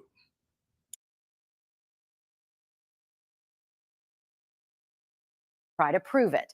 This month, the VA added to that list, and those additions on your screen now. They include chronic leukemias, myelomas, and several cancers, including bladder cancer. If you have any of those, Senator John Ossoff urges you to apply.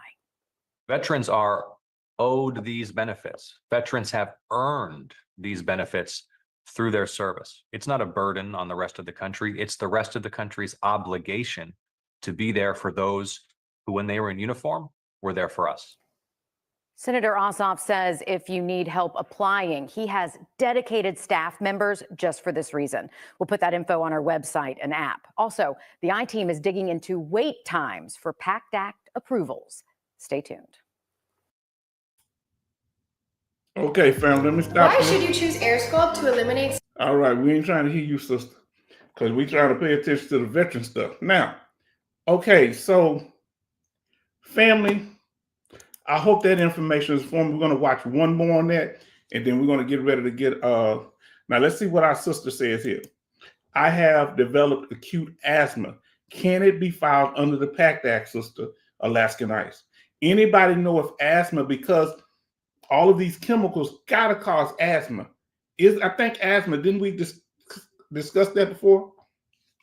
Let us know, because that's a good one. Have you filed it under the PACT Act, or you considering filing it under the PACT Act? She say, my VSO filed it. Anybody in here had asthma after their exposure? Follow what our sister's saying here about asthma, acute asthma. Now, does it have to be acute? She say her VSO filed it. Okay. Now we're gonna watch the last one, because this one, those two were really, that one gave you the history and the background and the different ailments. This one talks about actually applying, and that's what I liked about this video. Now let me see what we got here. Some of them have seen it before, and okay, hold on. Let me.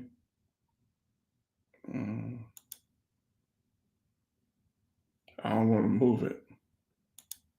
All right, we're gonna do fair use over here. Give me a second. I'm gonna mute this.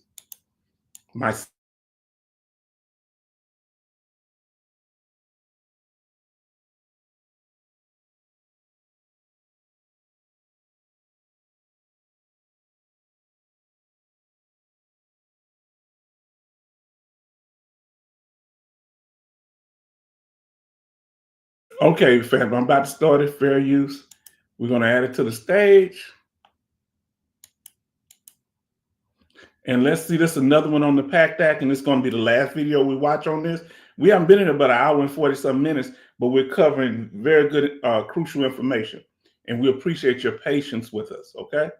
Now let's watch this here, fam. Let's get to it.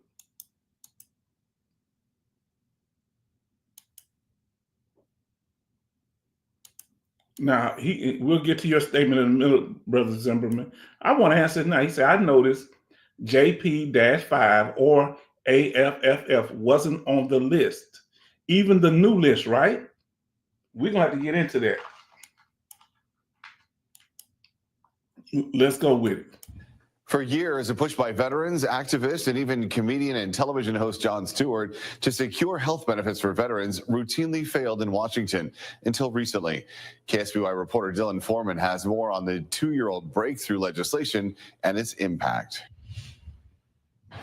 Since 2022, the PACT Act has increased and expanded veteran services for those who have been exposed to toxic substances. I'm Dylan Foreman, your community reporter in San Luis Obispo, as I sought out to discover how the PACT Act is impacting veterans right here on the Central Coast.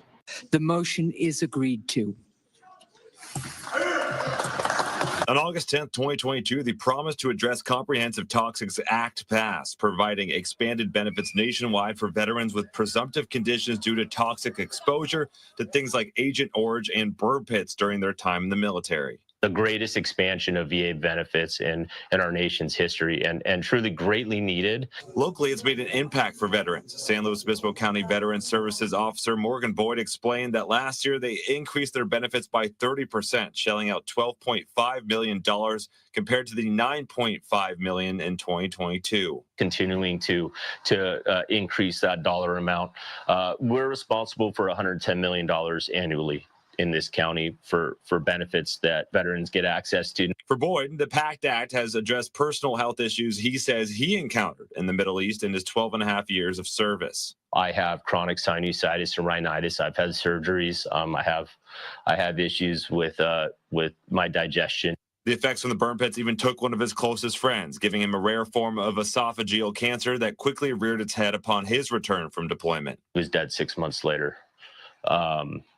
These conditions are very serious to us. Co-founder of the Welcome Home Military Heroes nonprofit, Robert Tolan, has worked with countless veterans and recalls what life was like for people before the PACT Act was signed into law. Our military heroes, all of a sudden they're getting a bunch of kidney stones, or they're getting sick, but we're all kind of getting sick the same. And so that's when I really started noticing that something needs to be going on. It needs to be investigated. But now directly complements local county organizations like the Veterans Services offices in both San Luis Obispo and Santa Barbara counties as drivers of informing the local veteran populations on their accessible PACT Act benefits. According to Boyd, there's been 1.8 million claims that have been processed. So people that have been fighting for decades, truly some of them 20 years, are now getting access to their benefits and their health care. Boyd tells me that despite a decreasing number of veterans in the county, he expects more and more appointments to be made at the Veterans Services office in San Luis Obispo for those looking to capture more veteran benefits. Okay, so I hope that information was informative. And the brother did bring up a key point that I noticed that JP-5 or AFF wasn't on the list. We're going to have to get into that when I do the research. I'm going to try to do it this week to start on it, because I noticed that too. Now, let us continue, family. Let's get back to what we were doing. We already talked about the VA law. It kind of went back, so sorry about that. We already went over the VA news. We just did that now on the PACT Act and dealing with the president not affecting our benefits, you know, when he stopped paying people in the federal government. Now, fair use, I think we did that already, yes. Now let's talk about the channel, something y'all familiar with, but we got to go through it because it's things, new people and people watching. This is how the channel grows. Thank you for being here, family. We really appreciate it. Let me go ahead and pull myself up on the screen. Thank you for your support, for so many people being in chat. We want to give a special thanks to two people that weren't here last night, and to our brother, again, Brother Zimmerman. We want to thank Alaskan Ice for giving us the information for doing a lot of the videos. The one we did on the cars last time, the disabled veteran tags and parking in the airport. She gave me links to that, and I thank her so much for doing the research. And that's a actual eagle sitting on some ice in Alaska.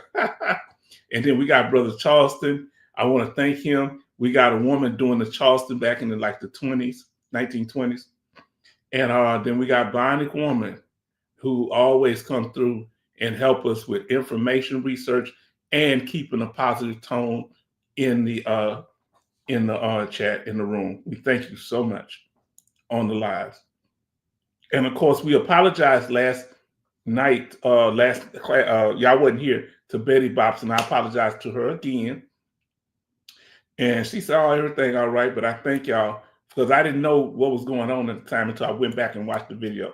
So like I said, this is a place where we come together and your opinion counts. We're not knocking down your opinion. The channel is in progress. It's under construction, meaning I'm learning as the channel grow, the things that y'all interested in, and the things that we need to change to deal with trolls, because as the channel grows, we want to be right on top. Our sister said, thank you again. And you're welcome, because I'm gonna tell you something. Here at H-Town Vet, we not too ashamed to apologize. If I did it publicly, I need to apologize publicly. You understand? Ain't no ego here. That's how I was raised. She says, H-Town, thank you so much. Yeah, I don't want your husband to come beating me up, baby Bops. Said, you were mean to my wife. Boop, boop, boop. And all I'm going to do is cry. Oh, Brother Charles said, baby Bops is tough Navy. Yes, indeed. Y'all tough. Y'all tough. Navy tough, I'm going to call y'all. Navy tough. Now, so I've been adjusting things. As I've been watching, we want to bring y'all quality. And so that's the whole thing, is to bring you quality. I want you to understand, some people were bringing quality information, something you could eat. They would bring something you can eat to the channel. Let me pull this over because I'm looking to the side. I like looking at myself. Isn't that weird? Now, something that you can eat, right? They were bringing something that you could eat. Here's the problem, family. It was the way they presenting the information that was a problem. Okay? That's the problem. It ain't that they wasn't bringing. Several people brought quality information. It's the way that they were bringing it that I had an issue with. She said, okay, no husband will say, no husband will say she's from the Bronx and the Navy, so she double tough. Why the Bronx always been so tough, man? They got some beautiful women in the Bronx, but y'all some tough ones, boy. New York women, period. So I've heard. Oh, man. Y'all family here. Now, we want to bring you that steak dinner. We want to make sure. That's why we're improving what we're doing, because this is a work in progress. Learning as we go. We got a backdrop now. We're focusing on what we're supposed to do, right? We're doing all these things. And when something happens, I'm adjusting the channel at where it can be better. I don't have no ego where I'm saying, oh, this happened, it's all y'all fault, it ain't my fault. No, I am the this is Stage Town Vet, and I'm responsible for the content that's put out here and how the channel is ran. Now, Baby Bob says, thank you, Mr. Zimmerman, for his statement earlier. He said she Navy tough, Baby Bob's. Now, so we're trying to bring you the atmosphere where we can talk about issues such as, let me take these headsets off. We can talk about issues such as, PTSD triggers without people cracking jokes. So you see, they crack jokes and then they run off. This has been a common thing.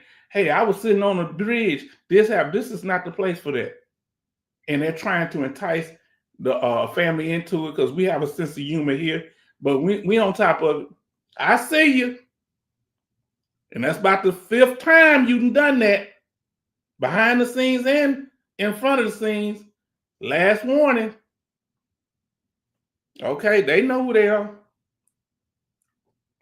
Now, look what Brother Charleston say. Oh, steak. Now, when we're bringing you the information, we trying to feed you. For those of you that vegetarians, I should have put some salad in there, but they do have some bread on the side. I don't know what that other stuff is. So I do apologize. You just look at the bread, not the steak. I ain't think about that. Sorry. Now, the problem is not bringing a meal to you for you can eat. It's the way it's presented, right? We can bring it to you in a setting like this where it's cool. The problem with the trolls and the haters, they bringing you a steak dinner on a garbage can lid. So they gonna give you a little good information, then gonna talk slime ball stuff. Okay?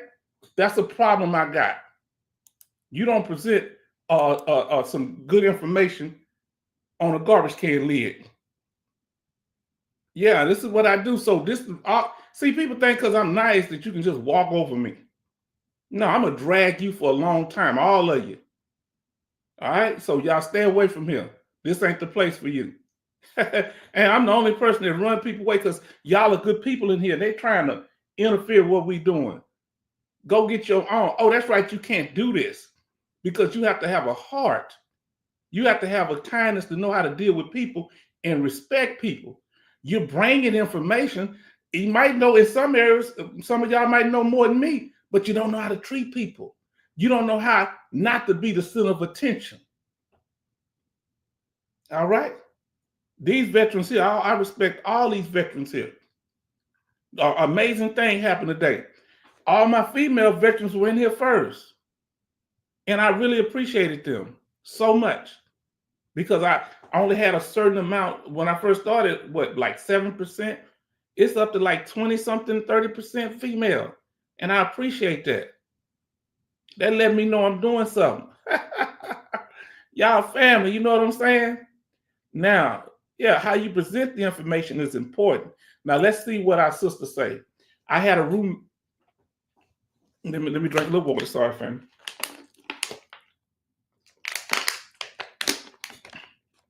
Our sister Alaska Night says, I had a roommate in the Army that would hit on me at the time, and men that I worked with would make snowballs and add water to make them hard. Wow. And hit me in the back and head. And I turned my back. Now, were you injured from that?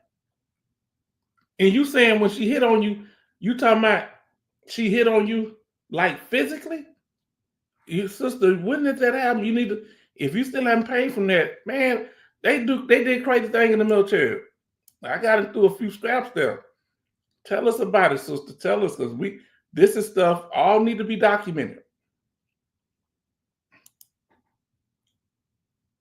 Okay, like wanted to date me. Yeah, that's the weird thing about people that want to talk to you and they don't know how to respect. They want to they come, hey, it depends on if that's your thing. The people, especially, you need to find out if somebody like you. You should pick up on cues, especially if it's the same gender. If they're not into what you're doing, you need to know that.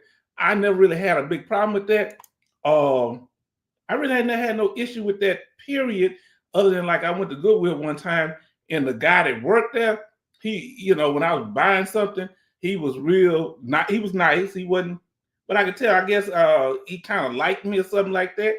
But he helped get all the stuff out there, and that's cool. That's one of the few experiences I had with that. But I don't have no problem with people like what they like. But I've always been into women. Oh yeah, I'm good on that. Do your thing over there on the LGBT side of the game, but I'm good.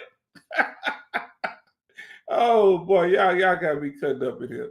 Now, let me see what I got here. So what did you do to address that?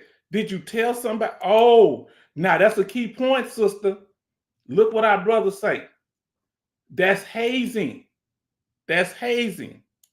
As long as they don't touch me. Exactly. People need to know their boundaries in their space because that could be triggered. I'm telling you, yeah. I remember one guy, he liked to he liked to grab you and like he squeezed your arm. I punched him in his side. Oh man, I'm playing. Nah, you don't play like that. No man grab on me like that. And when I say stop stuff, stop, man, chill. Some people real childish. And I don't play with people like that. I ain't saying guys on rough houses. Let me put that. But no, I didn't fool because he was always too silly. Yeah, I punched him right in his kidney. I sure did. He left me alone. Oh man, oh. I said, did that hurt? Oh, the chaplain's still in here. Hey, good night, folks. Chaplain, I punched him in the spirit, not in the physical. I hit him in the head. I just hit him in the side. Yeah, don't. I ain't like all that wrestling stuff. We did that as kids, man. Grow up. Now, what do you think? And let's see what our sister Lasky Knight says. Charles Zimmerman, we were working at a gate. Now, was this gate, sister? Was this gate like one of the main gates coming into the building, or were you guarding a motor pool? Was it an interior gate that y'all were guarding and real isolated? Just crazy. Yeah. Mm-mm-mm. I got a little cashew in my mouth. I'm sorry. Sorry about that. Let's continue. The way you present the meal. Now, family, look at this. I want y'all to see this. That's just in 28 days. We had 6,200 views. We watch hours. Now, you only need 4,000 to be monetized. I'm not monetized yet, but they're here. We have 1,200. Now it says there we got 1,690 subscribers. Now we got 1,695. It might be more. Let me check, family. Let me check. Let me see how many subscribers we got. All right, give me a chance there. Cut this out. All right. Okay, I think we got that. Let me make sure. This iPad acting up, so y'all please forgive me. Yes, it still got 1,695. Yes, indeed. Now,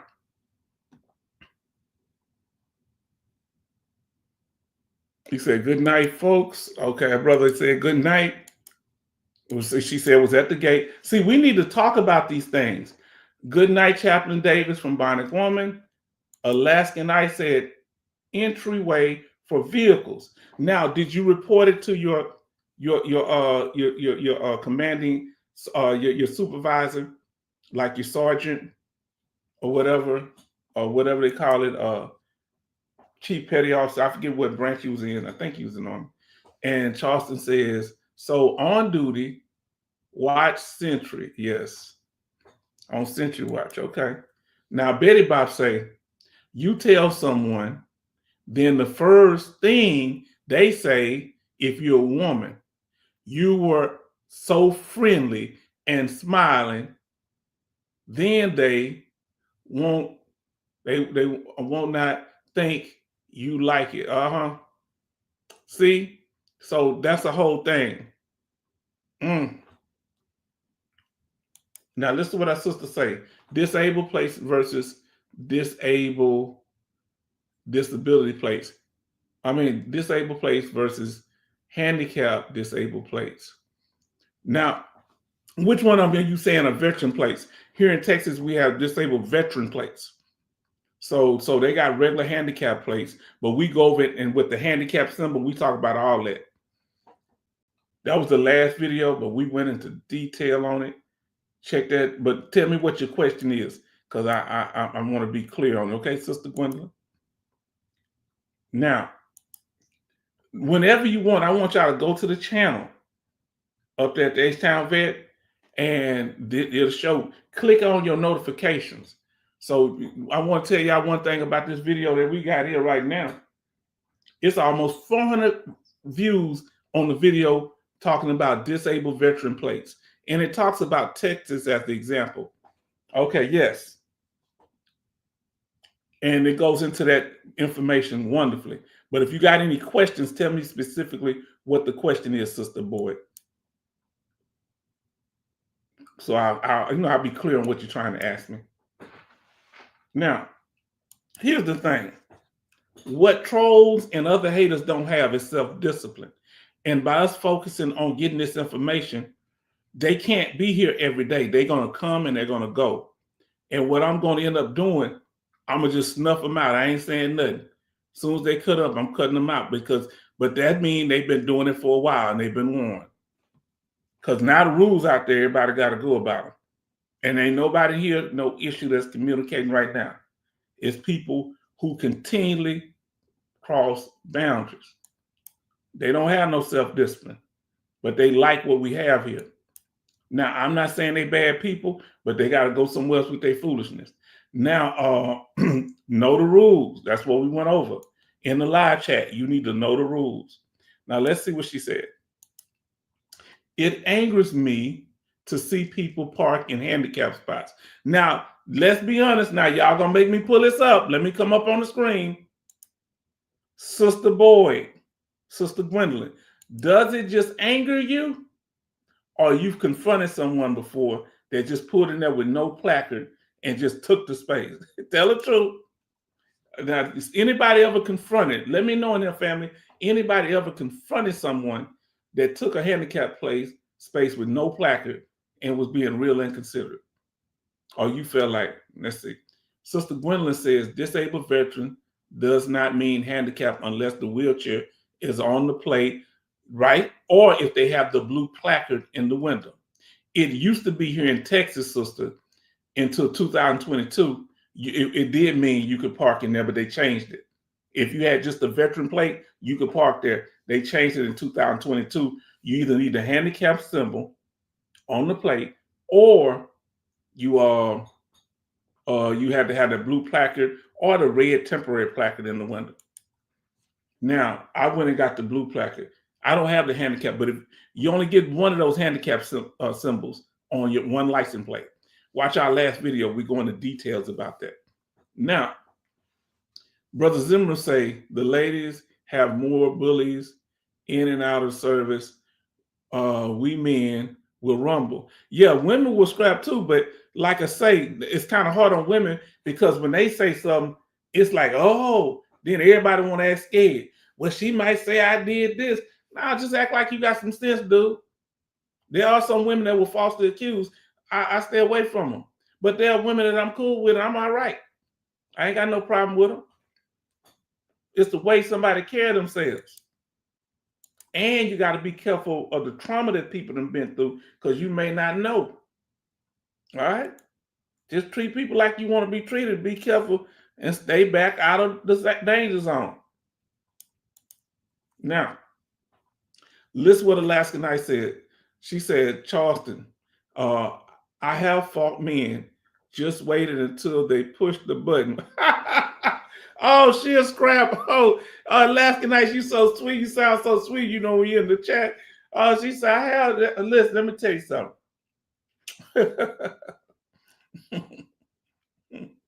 me tell y'all something. Shoot. If a woman really care about you, now y'all gonna think I'm crazy. Shoot. She really care about you? Now, a woman just tell you, oh yeah, I don't care what happened to you. You just go ahead. That's one thing. She really care? Shoot, you talking about you going somewhere or leaving her for somebody else, you might get bopped upside the head, man.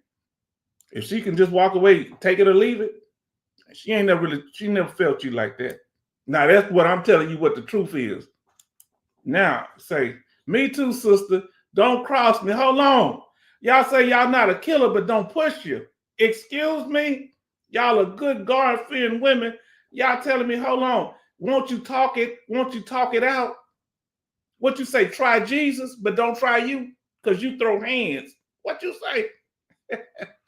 Have you taken anger management, Sister Gwendolyn? Sister Alaskan Ice, have you taken anger management over there at the VA?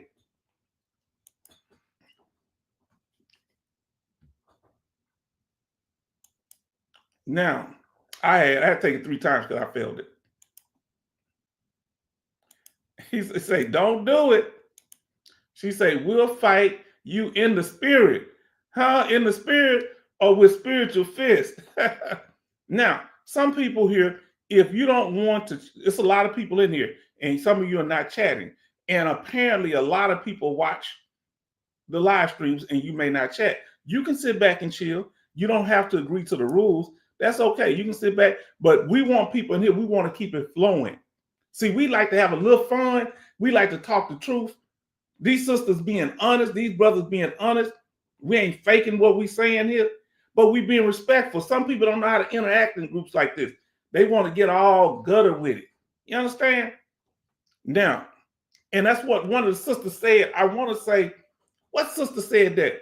Was that you, Sister Gwendolyn, Alaskan Ice, or one of y'all sisters said that you felt comfortable in here one time? And it made me feel important.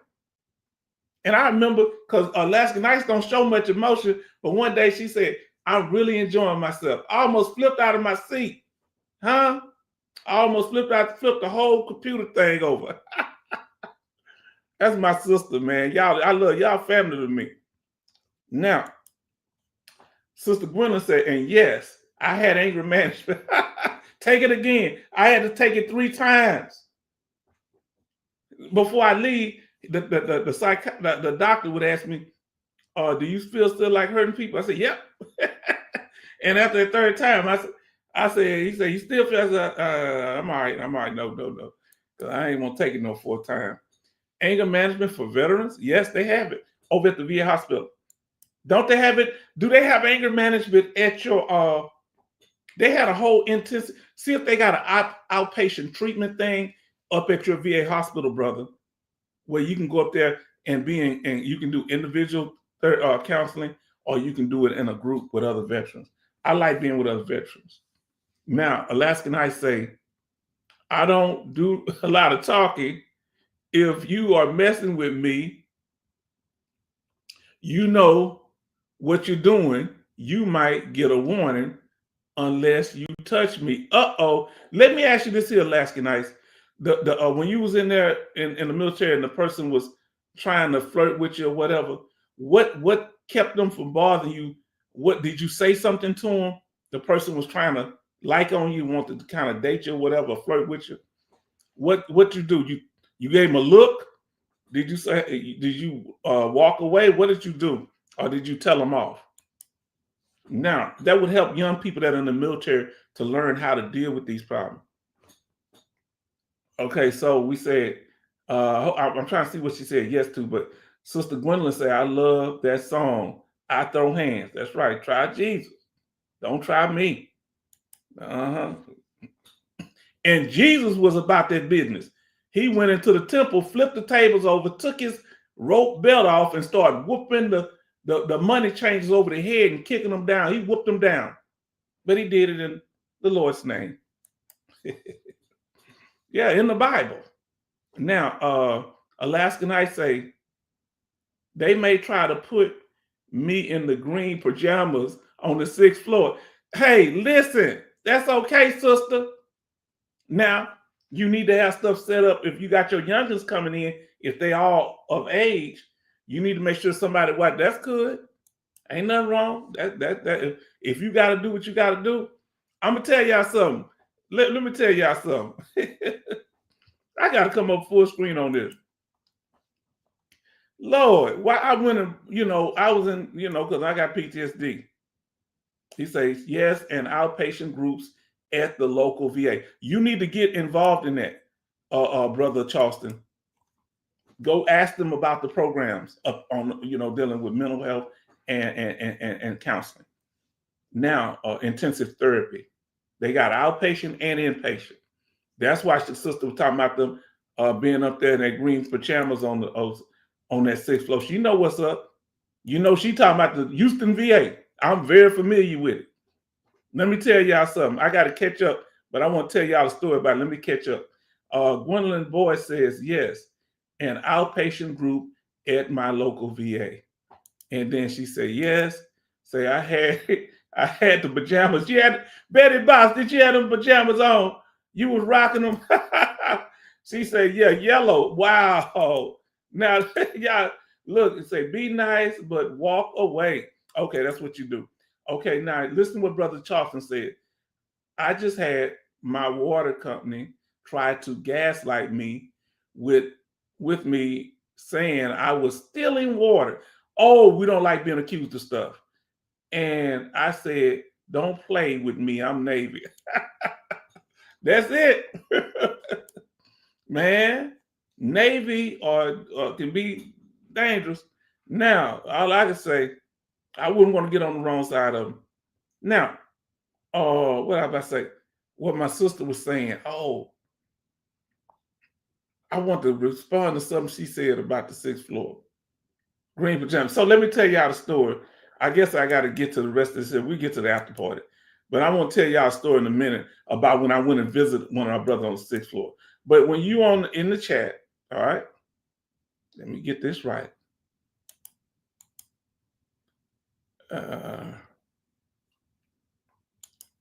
When you in the chat, make sure, if it's talking crazy, we pause. We're going to talk about it because we don't want no disruption. Were they digging deep, Mr. Zimmerman? Wow, were they digging deep? Oh, they messed with the water. What happened with the water, brother? Let us know. So now, stay on topic. Like now we through with the topic, we can kind of chat and y'all can communicate and we through with the topic. We got the information out the way. The people being disruptive, we stand on top of it. We ain't gonna have as many slides going forward. And when you come in the room, say hello and acknowledge the host that's here. And everybody can show you love. We're gonna let y'all show them love, but we don't want to get too caught into it. But when they agree to the rules, show them love. Or you might say hi when they come in. But my question to them is going to be, can you hear me? Because a lot of people kept doing stuff without acknowledging in the past and was playing games. We ain't going to do all that, one master. Huh? Can you hear me? Can you hear me now? And hear the rules that we already talked about. We're going to tell them to watch the rules. I'm going to give them 1 minute. Huh? They're going to have 1 minute once we read the rules. Now, let's see what the brothers say. I told them, talk to my daughter. She don't play either. You didn't give her none of your military training. Brother Zimmerman, did you give her some of your military training? I used to teach my daughter when she was little, bam, how to block it, all that. Uh-oh, I shouldn't be telling that. For self-defense, of course. I'm going to give them 1 minute to agree. 1 minute to say yes. All right, we doing it because we don't. This chat gonna be exclusive when we keeping the riffraff up out of here. He said he taught his military. See, a lot of people like coming in and talking in circles. They just talk in circles. That's why they don't come. I'm waiting for them to run back. I'm waiting for you to show your head, cutting up on my last live stream. Oh yeah, I come back later and get you. Yeah, we're not impulsive. I have people watching. We go over this information. We go over what you do. You gonna eat it, huh? This how we gonna deal with it. No response is a response. So when we tell you, do you agree, and you don't say nothing, that means you don't agree. So that is a response. So to the rules. So if you don't do that within a certain time period, you're gonna get the day off. If that becomes, so you can get reinstated because sometimes people just miss. They just miss. How can I say it? They miss the time, but you need to be paying attention. You want to get reinstated, you're gonna have to call. You have to contact H-Town and tell them what happened. Huh? That's how we do it. Because you come back in, I'm gonna just delete you out. You're gonna get a minute. You see that? You're gonna have a minute to agree and say yes to the rules. And I'm telling y'all, so when y'all see me handling people, that they already know. Huh? And so handle their business. I know it's a little time delay, so I give them a little time. Huh? They're gonna have to be on top of it, family. So this is how we doing it. Let me move this up. And it's gonna get to the red. Hold on.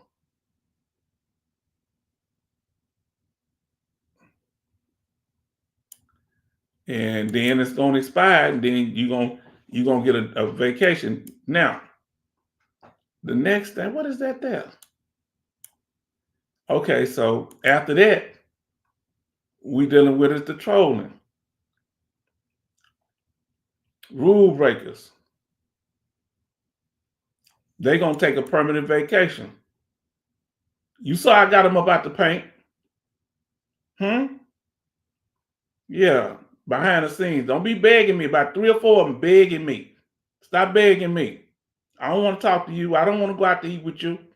Leave me alone. Respect my gangster. I'm kind to you. I act like a little church boy. You didn't like it. You better get somewhere. You have permanent vacation. That's it. Because you can't trust snakes around you. Now, program is at 6 p.m. Central every Sunday and Thursday. And we'll have impromptu lives, but we stop them now because we want to bring quality videos. Now, if you want to contact us, here's our email address, our YouTube handle.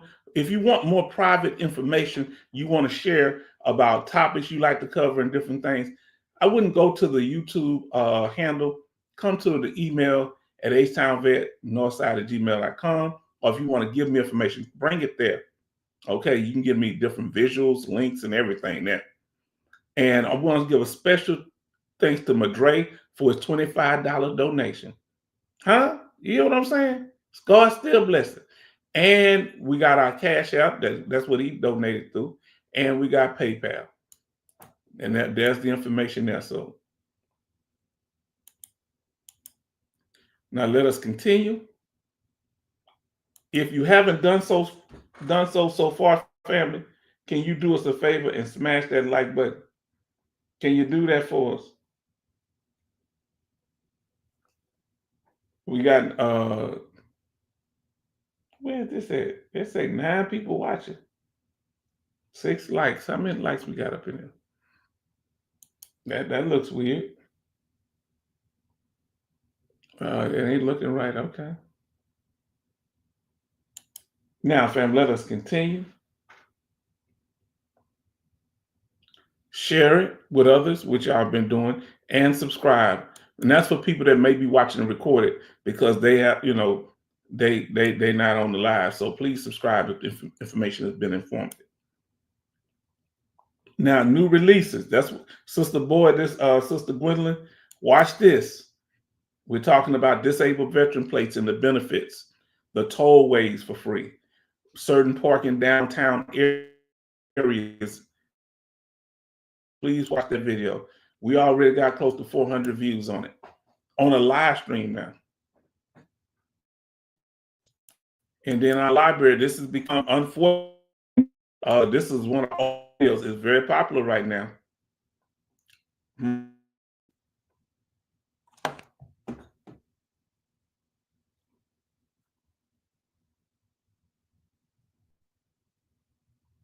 Now let's see this internet. Hopefully this don't mess with nothing.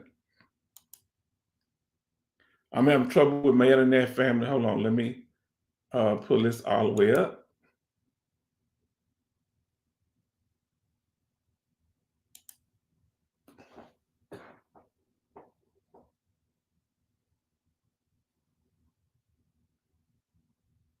Give me a second, family. Now, okay, it's back good now.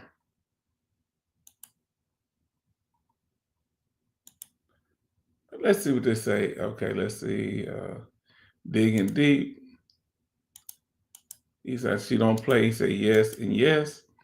I got a backup internet thing in case something happened. Let me close some of these windows out and close some of these things off. Because I moved to up front and my house is pretty long. So, the box is in another location. Now, so that's neither here nor there, but we letting you know.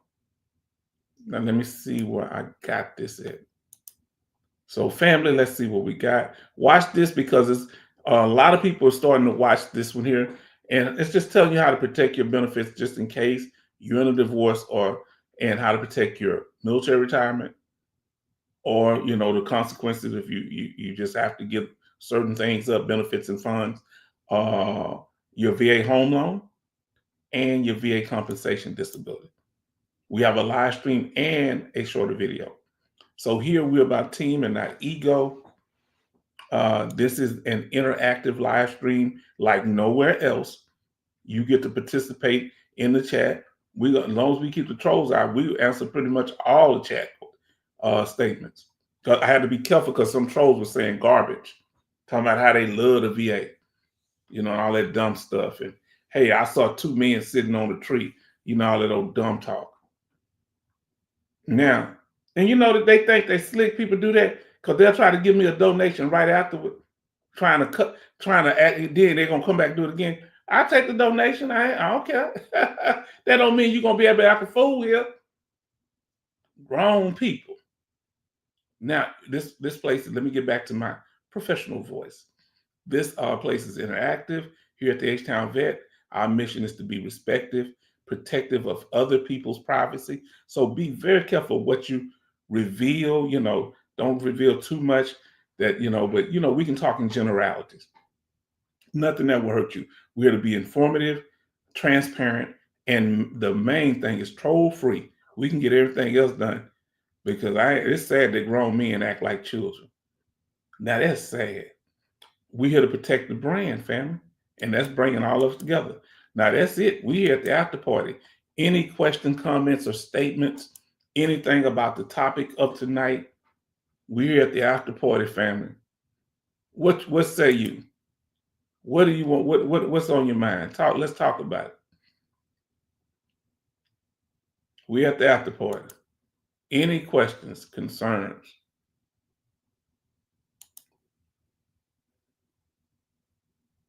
What's that temperature at where you at? Let us know where that temperature is. Is it warming up? Have you taken all the things off of your plants? Let us know, family.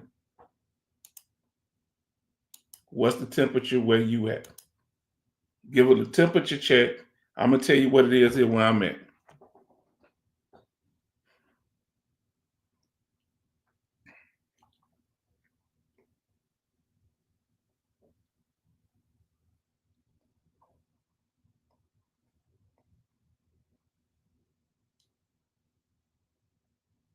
Brother, you contact me. If you want to come up, you can come up.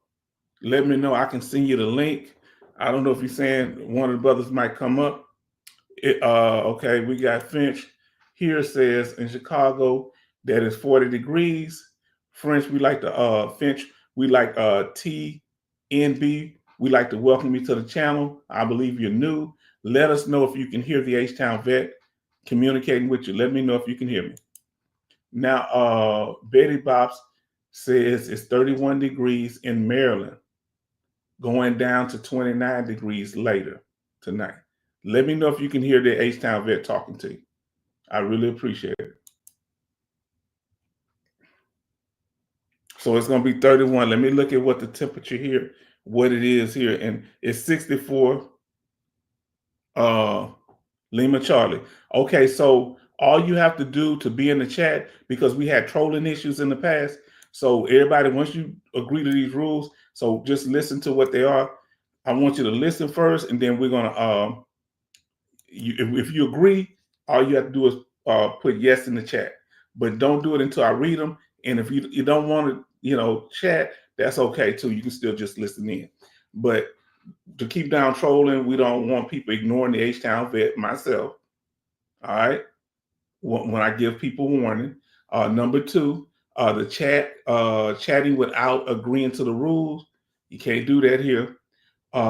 Name dropping non-chat members like, hey, I went to this channel, this person, blah, blah. We ain't gonna name drop, we ain't gonna people that's not in the chat. Attempting to hijack, undermine the channel. So these are all, well, the last number 4 will get you banned forever. Now, if you agree to that, brother, all you have to do is put yes. Brother Finch, all you have to do is say yes or agree. So you can continue. So our brother Finch, our sister, I don't know what y'all, just let me know what your gender is. Says yes. So that's it. Now, other people that's been here a long time couldn't do that easy like that. Thank you. Now let's see what this temperature is. I'm going back up. Finch says 40 degrees there, 31 for Brother Charleston. We had Coasty says 21 degrees. How can it be 21 degrees? Brother, let's add this back to the stage. That ain't fair.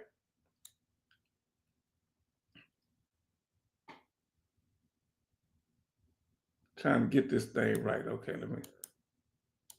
Temperature. Let's see these temperatures.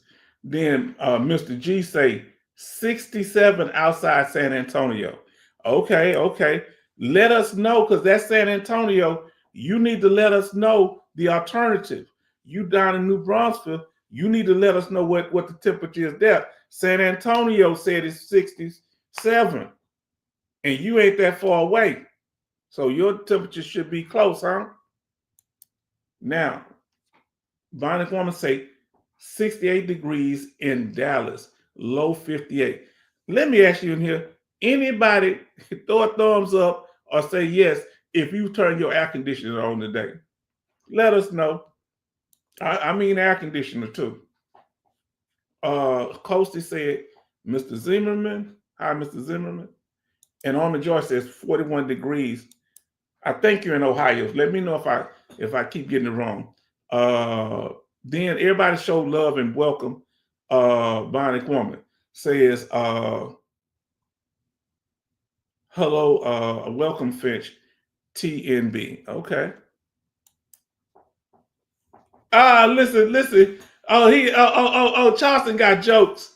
Yeah, I'm down here in Texas. I can't take no heat. I like air conditioning on me. Yeah, air conditioning. I'm not ashamed. I'm gonna just tell you the truth. Then Alaska night say 64 degrees. And then he say, Brother Charleston say, AC, yeah. I feel hot near now, man. I want to turn the air conditioner on. He said, yes, Ohio, 41 degrees.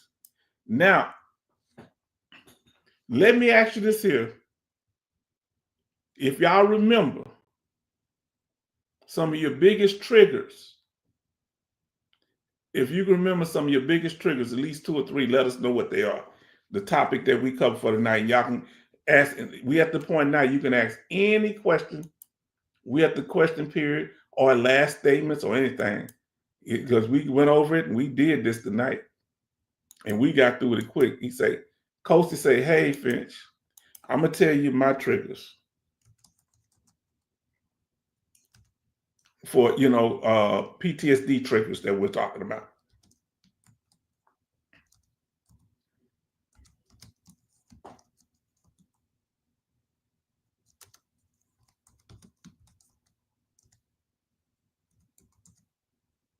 These I tell you my I'll just give two. My main ones is burnt food and loud noises. What's your two major triggers, family? Let us know. Let us know. And any questions, any statements. Because when we get to the end, y'all just start chilling. Y'all don't have much to say then. And, I ain't got it on here. And let me know, was the information beneficial? Were you able to learn something from what we were doing tonight? How beneficial? And I want to ask people like, Brother Charleston, I forgot, how did you find the channel? How did you find the channel, Finch? Please let us know. Let us know how you found the channel. And let us know everybody, this is what I need to know, if you don't mind doing it. Let us know your branch of service now, because we got so many new people in here, and the new people let us know too. Let us know your branch of service, and if you want to tell us the state of country that you live in.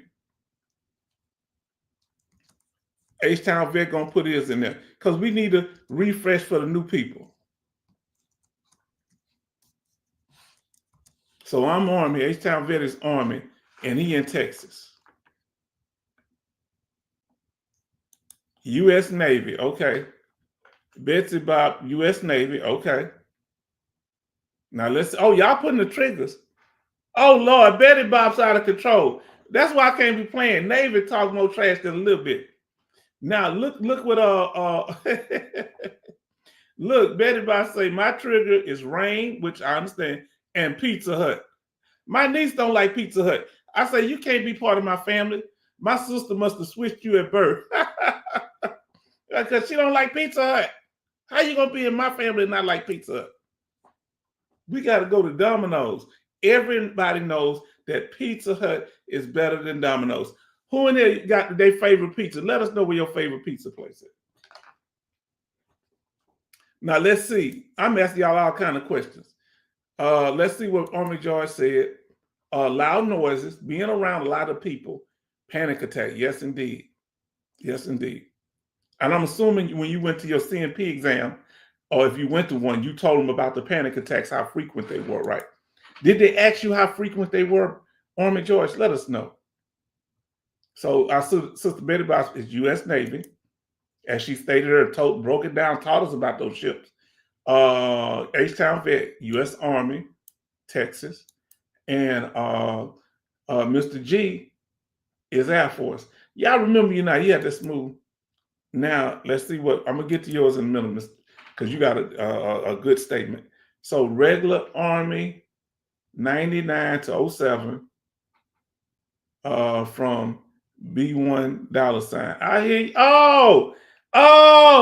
I hear you. I hear you, player. Thank you so much. I appreciate you. And we glad that you're here. That's all right. One of my B1 family members. Now, what's understood don't have to be said. Now, Coasty said Coast Guard, Massachusetts. Okay. So, okay. All right. I think he's going to move to Florida. Now I say, yes, they did. Severity of symptoms, M21-1. See, y'all don't know, but Army George handled his own case. Now, the alternative say Air Force. Now, I need to know, what was your favorite military base when you was in? Once you tell me what branch of service, tell me your favorite duty station. I'm going to tell you mine. Because we just kind of getting to know, because so many new people coming in there. And you can answer all these questions, no problem. And I'm about to. I'm about to tell y'all mine.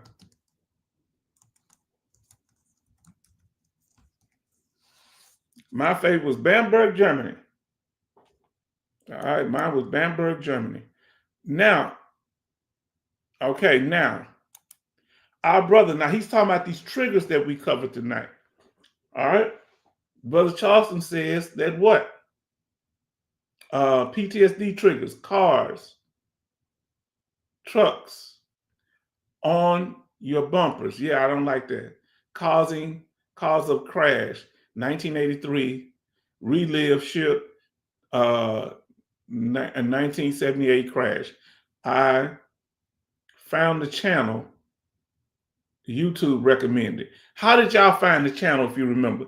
And the alternative, sister, can you let us know what the temperature is? Is it similar? I don't know if you told us up there, because I want to know what the temperature, because our brother was telling us what it is in San Antonio. And I want to know if y'all close enough where the temperature is similar, if you don't mind.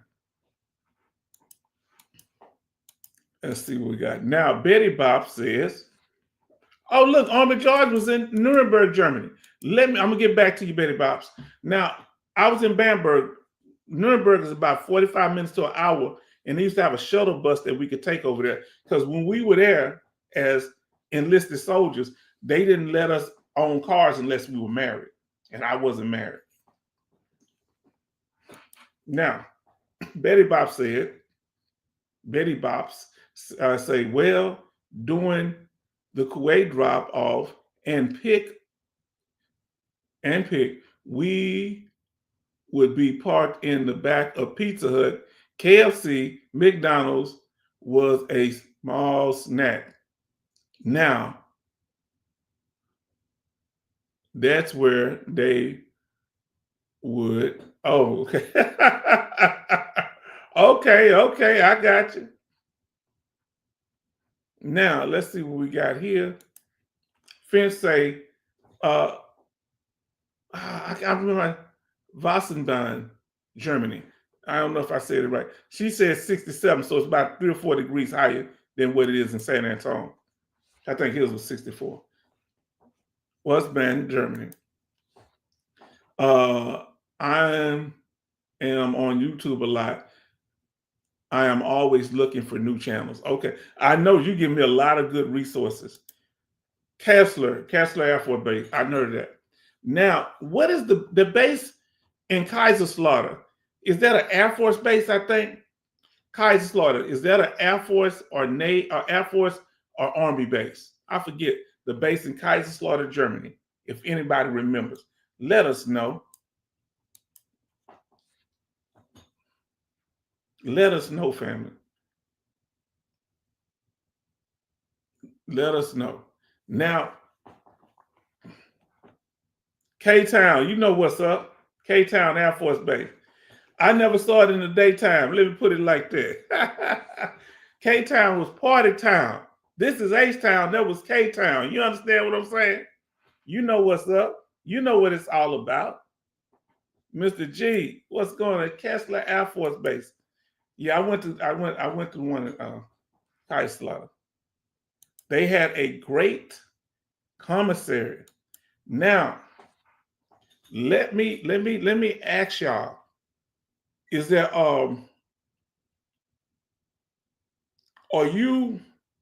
what's your next plan? Oh, let me tell y'all something. You know what the VA sent me today? It came in the mail. You know, I have VA SDVI life insurance, which is a disabled veteran life insurance. The old is grandfathered in, where the VA actually pay for my pay for my premium. Well, they try to get me to transfer over to VA Life, but why should I do that when I'm getting one paid for free? Now with VA Life, I could get a higher one. Mine only 10,000. You can get it up, but I have other life insurance. Now the alternative says Nellis Air Force Base. Okay. Now let me ask you this. Come on, Costa. And what do you like about Nellis Air Force Base? The alternative. What in particular? Now I want to ask you a question, Costa. This is really important. Are all Air Force, Coast Guard, what do you call them? Coast Guard commissaries and exchanges? Are they small or do they have big commissaries? Is there a, let me put it like this, is there a big Coast Guard base anywhere in the United States? I mean a big one, not a little smaller one where they have like a little shop at or something. Betty Bob says USS Forrestal CVA-59. I came from a good old boy command and it was a nightmare. Oh God, man. Let me ask y'all this. What was your worst duty station? What was your worst duty station? Let us know. I can't say it was too bad, but I would say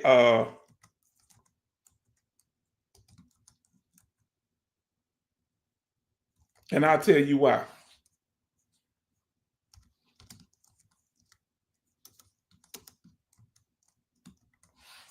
Fort Carson, Colorado, because it really wasn't no way to get off the base. It was really kind of crazy. And at that time, Colorado Springs wasn't all built up. All right. Now then, Charleston, Brother Charleston said, Betty Bobs, you were in forest fire? Oh, Lord. Mine was Fort Carson. It just wasn't, it was my last duty station, and I just didn't. Hold on. Las Vegas got free tickets to boxing events. Now, let me ask y'all, down there in San Antonio, at that base down in San Antonio, is it Fort Sam Houston? Can't you get tickets at one of those bases that you can get tickets to different games for like the on the military base? Is that true? Who knows about that? Let us know.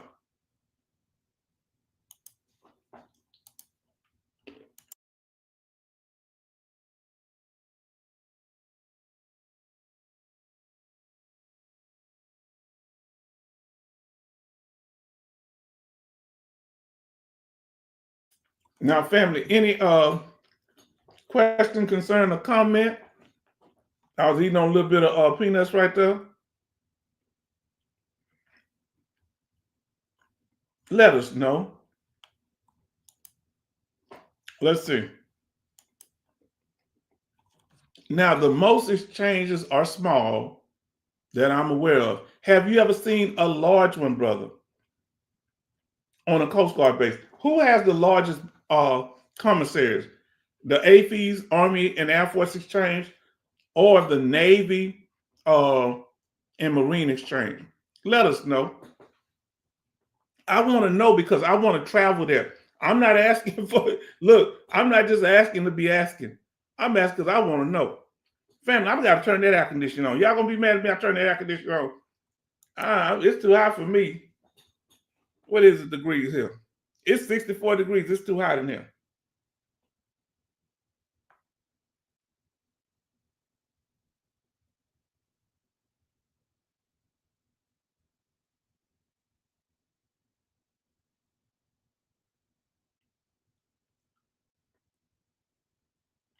I don't know where yet.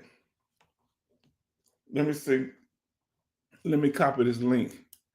The brother might come up. I don't know if he's busy because I don't know when he gave me this here. He said, no, I haven't. And then he say probably Fort Carson or Fort Hood. Yeah, what is it about Fort Carson? What is it about Fort Hood? Is because it's too massive? Let us know in the chat. Why don't you like that? And which one had the best medical facilities? Now, Betty Bob says Naval Sub Base in Massachusetts, but I could be wrong. Okay.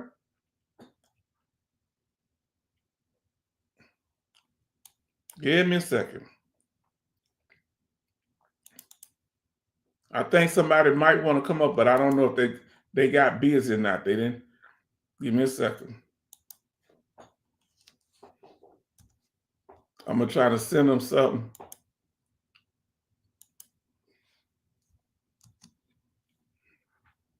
So if they because they supposed to be going to do something, so I don't know if they left or not. So we'll see. Oh, family, look who in here.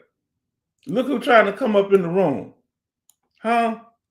While y'all doing that, guess what I'm gonna do? I'm gonna put on what we talked about tonight for those of you that don't know.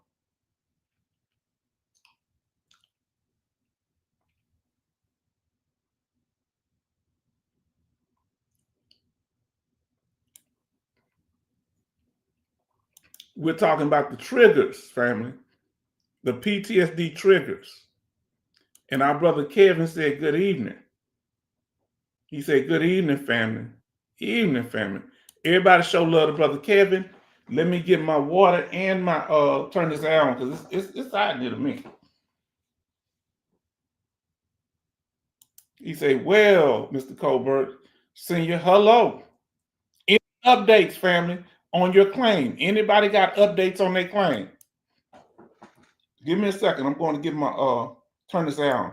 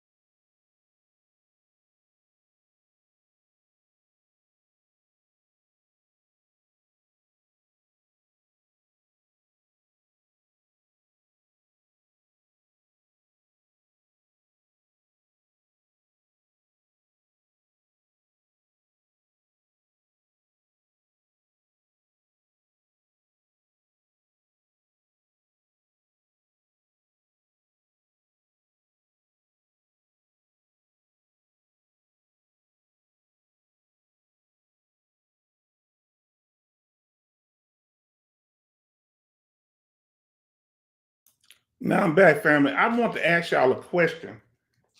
I'm going tomorrow. Who have ever went to get for sleep apnea? They gonna give me. Oh, brother Dollface up in here. We got a special guest. What's good? What's good, everybody? Vets, it's been a long time no talk. What's been going on, my brother? Talk to us. Everything good? You know, I'm up in the road. Wanted to stop by, give you a shout out. You know, I'll be taking off pretty soon to go visit family right now. It's been a while, but I just wanted to give shout out to your channel and just to the vets out there. You know, it's been a while, and I just wanted to just give a good greeting for Sunday. You know, starting a new day Monday tomorrow. So veterans out there that need to submit a claim, you should do so. H-Town is out there to help you guys and be informative to proceed through the process because not a lot of people have these answers, and you guys please take advantage. Yeah. So why do you recommend me as a source here at the H-Town Vet? Because a lot of people talk about the knowledge, but why, you know, we got new people in the channel, and I guess I just want my ego stroked. Now, listen, why do you recommend us here at the channel? Because we got so many knowledgeable people here.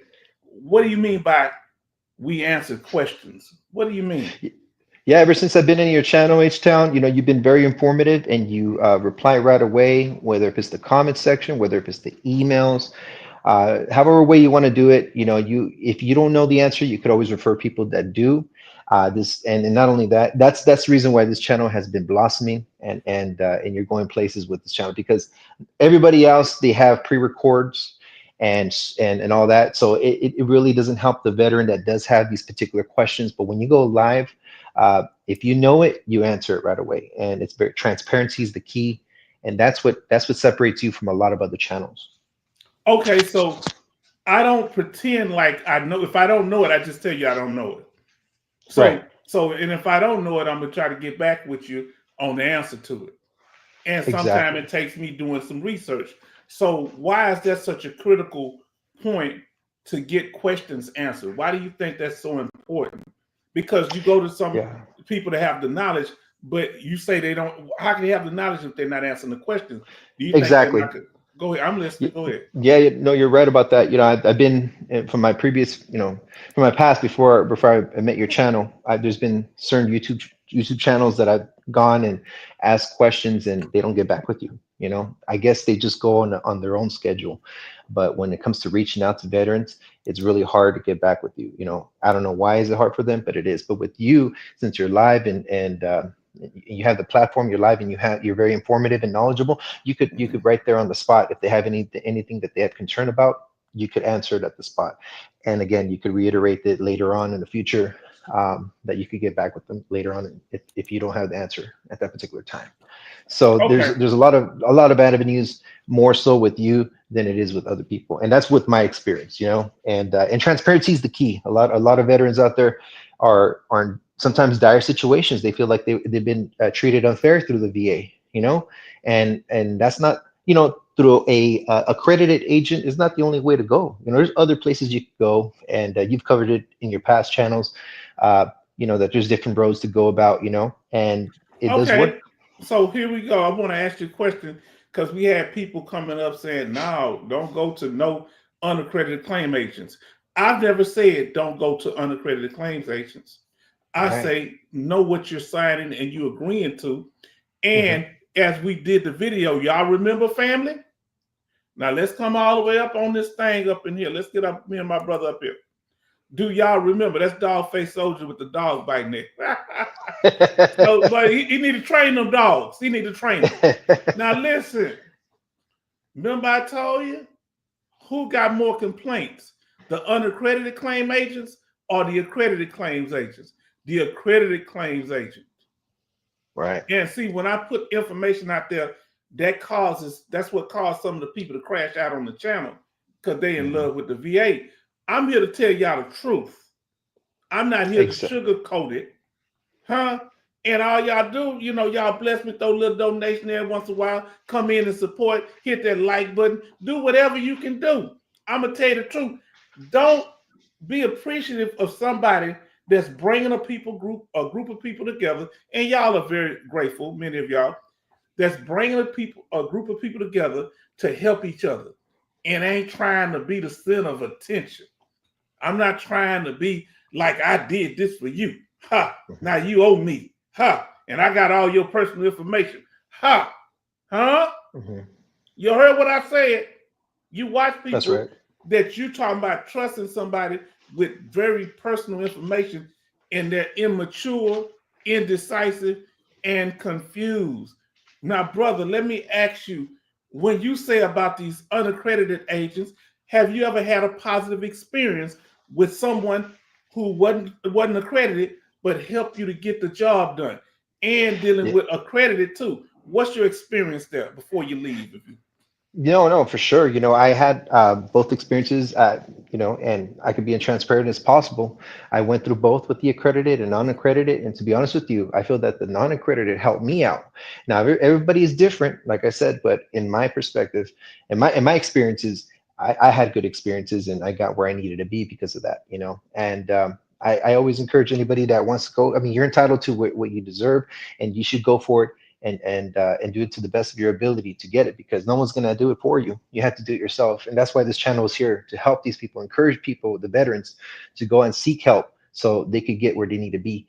Like I said, no one's going to do it for you. And again, just to reiterate again, this channel is not for praising the VA, because the VA does a lot of good, but at the same time, it could need a lot of working as well. We're here, your channel is here to support the veteran and to help and give the tools to the veteran so they can have the knowledge to get to where they need to be. That's the most important thing. My feeling toward the VA is the same as my feeling when you go talk to a doctor. You better tell them what's wrong with the process. You hear me? So if you're dealing with the VA, you're not praising them for what they're doing right. You appreciate it, but you're trying to get if they're doing 10 things right and 10 things wrong, you're not focusing on the stuff that's right.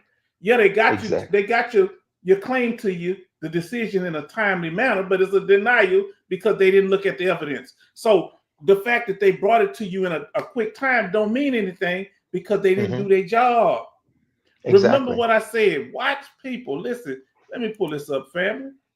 Remember, people out here giving you knowledge, and I'm not saying it's not true. Good information, but they serving it to you on a garbage can lid. Yes. You And this is can't. Go ahead. yeah, no, I was going to mention one thing too. This is the beauty thing about this channel is because transparency is not only for the head of the channel, which is you, H-Town, but also for people that come in, subscribers that have personal experience. You know what I mean? And Yes. all these veterans are going through it too. Some got success, some haven't. And someone is in dire need right now in this chat, maybe, you know, that needs to Yes. get to where they need to be. We're here for them, and you're here for them. You know, I want to be there to help out too for these veterans because you know, they need that information just like I needed it. You know, and when you came along, it was all inspiring for me to go forth and do what I had to do. I didn't know half the things that you put out there before, but afterwards, now I'm more knowledgeable of the 400%. I'm not, you know, a little bit more knowledgeable of how the VA works now and what to be, you know, considerate about. All that works out. It's the tools that's going to help you out. When you go to battle, when you go out there to war, you have to be prepared. You know, you have to be prepared. They train you to be, you know, at least a marksman, shooter. You know, they train you to shoot. They train you to do tactics, to be prepared, and that's how you have to do. You have to be prepared to get there and get to where you need to be. You know. Now, are y'all listening here? Now, listen. I'm not. This ain't no paid advertisement. This man, I'm not sitting here sticking my chest out. Oh, let me come up on the screen. I got a trash can lid up here. I want me and my brother at. Hold on. Let me get me and my brother back. Now, so that's my brother Dogface. Let's get both of us up here. Listen, all I'm saying is just say thank you if you get some help. But you have people coming to the channel, they mad. We got people coming to the channel mad because this man acknowledging me. It's been people that I helped right here. Mm-hmm. Huh? It's sad. It's sad. You Yeah. understand? When I'm giving you access to my platform, I'm helping you. When you come to my platform, the H-Town Vet, whatever you think you know, you can get it done. If I'm coming to your house, I'm gonna show respect. But I ain't got no problem sharing love with you and giving you a chance to shine. But you ain't gonna turn around and treat me on a low vibrational type of situation. No, I'm gonna deal with you because you shouldn't be disrespectful. Or look, and a lot of times they get jealous. Watch how stuff go. When this brother would encourage me, people didn't like that. They don't think he should say anything nice. But my question is, if you ain't learning nothing from the channel, why you here? Yeah. See, exactly. you got to be willing to learn. So, brother, what do you think?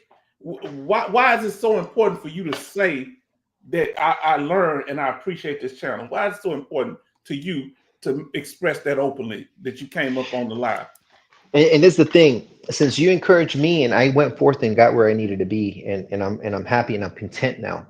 I feel that is my duty for me to go on your channel and to just encourage other veterans, you know, because it's something that they need to be experiencing as well, you know. Yes, sir. and to be motivating all the other people, you know, because like I said, I got to where I needed to be, but I'm not the type of person to go be like, okay, well, thank you, I'm out of here, you know. I got, you know, I'm not here to do that. I'm here to come back and be like, you know what, if it helped me, it could help you, you know. And that's where we're at right now with the channel, you know, to here to support other veterans that are in dire situations and that are uninformed, to be informed, because that's the key right there. Knowledge is power, you know. And this is the reason why this platform is, and the reason why you made it for sure, is because of the knowledge that needs to be acquired through the veteran. Now listen what our brother Love said. He said, H-Town, you interact with people and you are not arrogant. I'm loud though. I may not be arrogant. You're passionate. You're passionate. I'm loud as heck. Can that be interpreted as arrogant? The whole thing is I got a heart for people because that's how I was raised. You understand? You understand? Yeah. I was taught you don't treat nobody wrong. Let me tell you something. Y'all may not know this here. When in my neighborhood, or when I would go to one of my aunt's house. She passed. God bless her. I miss my auntie. I love her. My oldest auntie.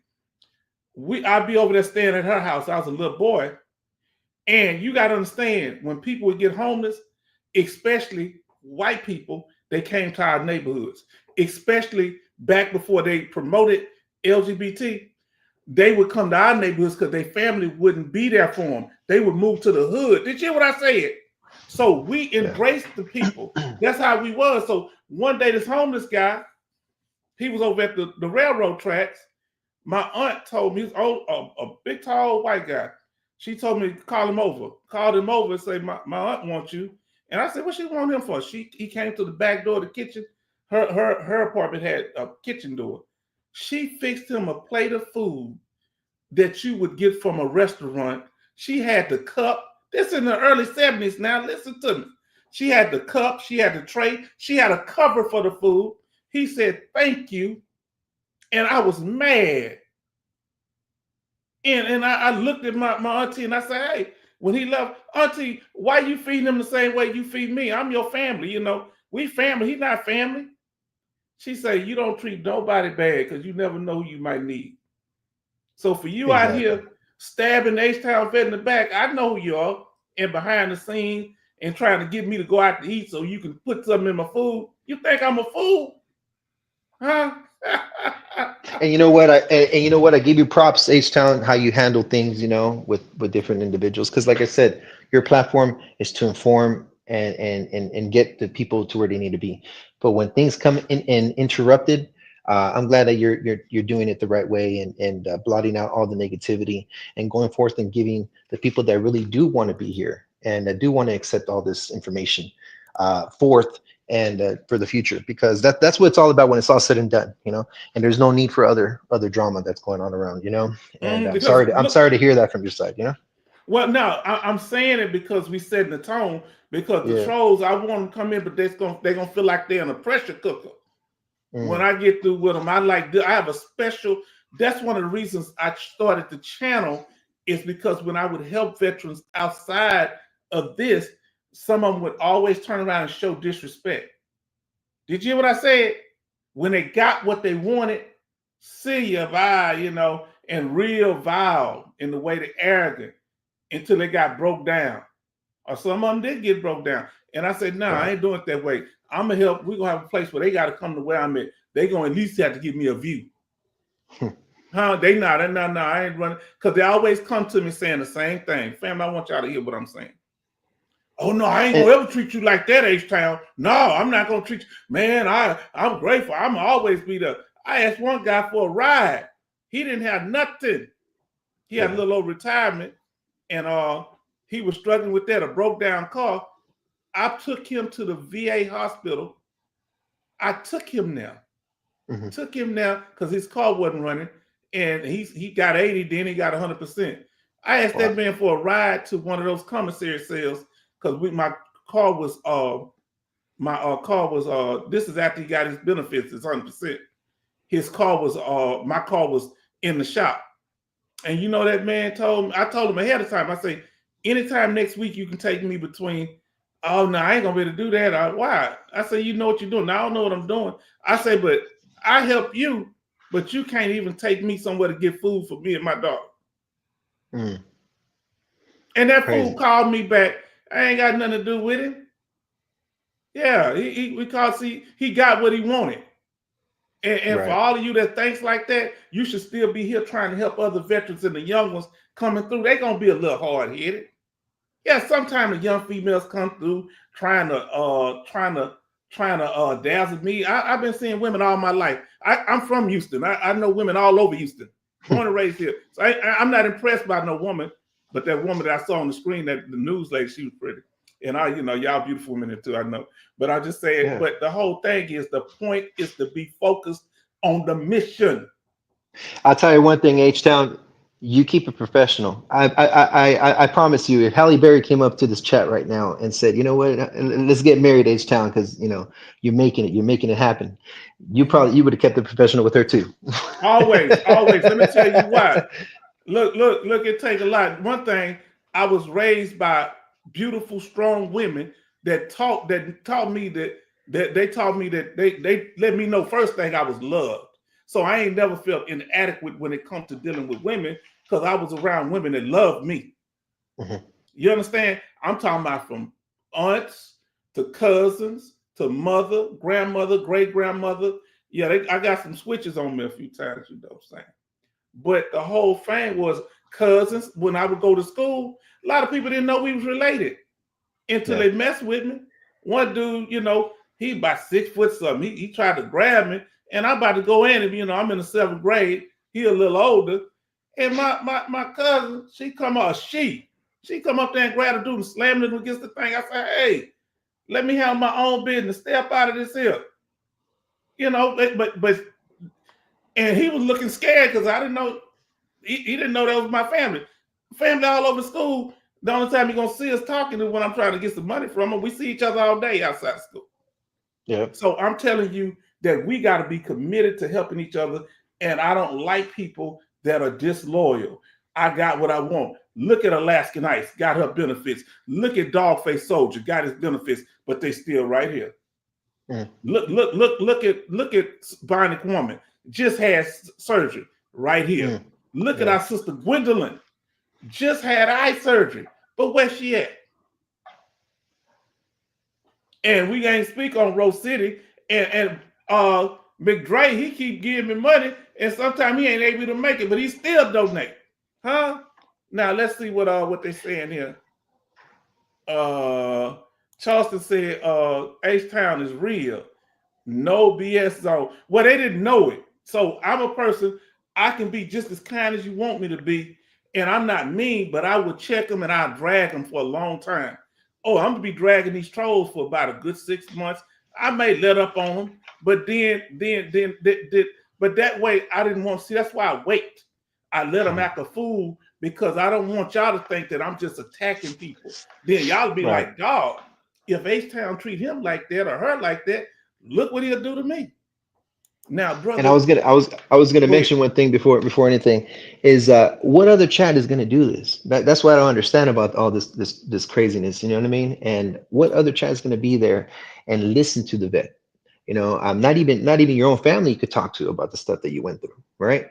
This is a platform that you could be as transparent as possible, right?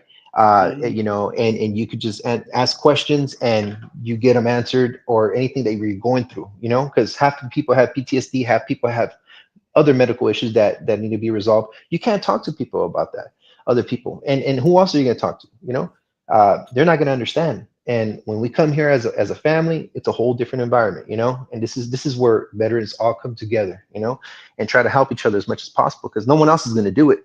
You know, my brother made a clear statement. One of my brothers I followed, he younger than me, but he's a mentor to me. I'm gonna tell you what he said, and he didn't even know what he was saying the whole time. That he said that when people come in the room with you, like they come up in this room, they had a mindset that they're competent in ways that they may not be. So when they come out in front of people and they're thinking, oh, I'm smarter than this guy, I'm gonna hop up and I'm gonna take control of his whole channel. And they assume that, and now y'all learning more about what I think than you did back a few weeks ago, because I don't put all of it out there. I'm not casting my pearls before swine. You'll notice that the videos I'm putting out even more quality than it was then, and those were better than anybody you saw on YouTube. You understand why? Because I ain't gonna ungrateful people. They gonna watch from the sidelines. Coach ain't gonna let you in the game. You learn, you know something, go build your own. Well, I'm sorry, knock my water down. You can't build your own because you didn't learn nothing from it. The Bible say that when I was a child, I spoke as a child. I understood as a child. But when I became a man, I put away my childish ways. I learned this from Reverend Polk as a little boy growing up in Fifth Ward, Houston, Texas. You understand? So this is where we at with it. Now, brother, let me ask you this here. Where do you see this channel benefiting you going forward? You already got your 100% now. What's the reason? I know you can support us and be here. What's your reason for being here? You know, why you so passionate about it, and you already got yours. I know you're going to support us and be here for us, but what's the excitement when you got yours? Exactly.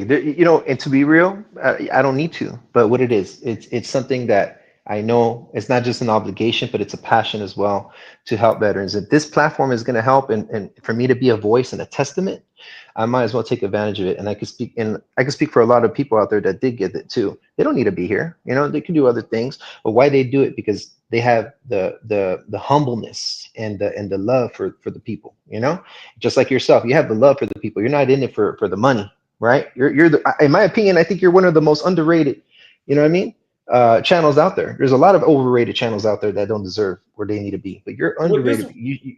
yeah. I want to say something to what you said. I forget things. I want y'all to understand something.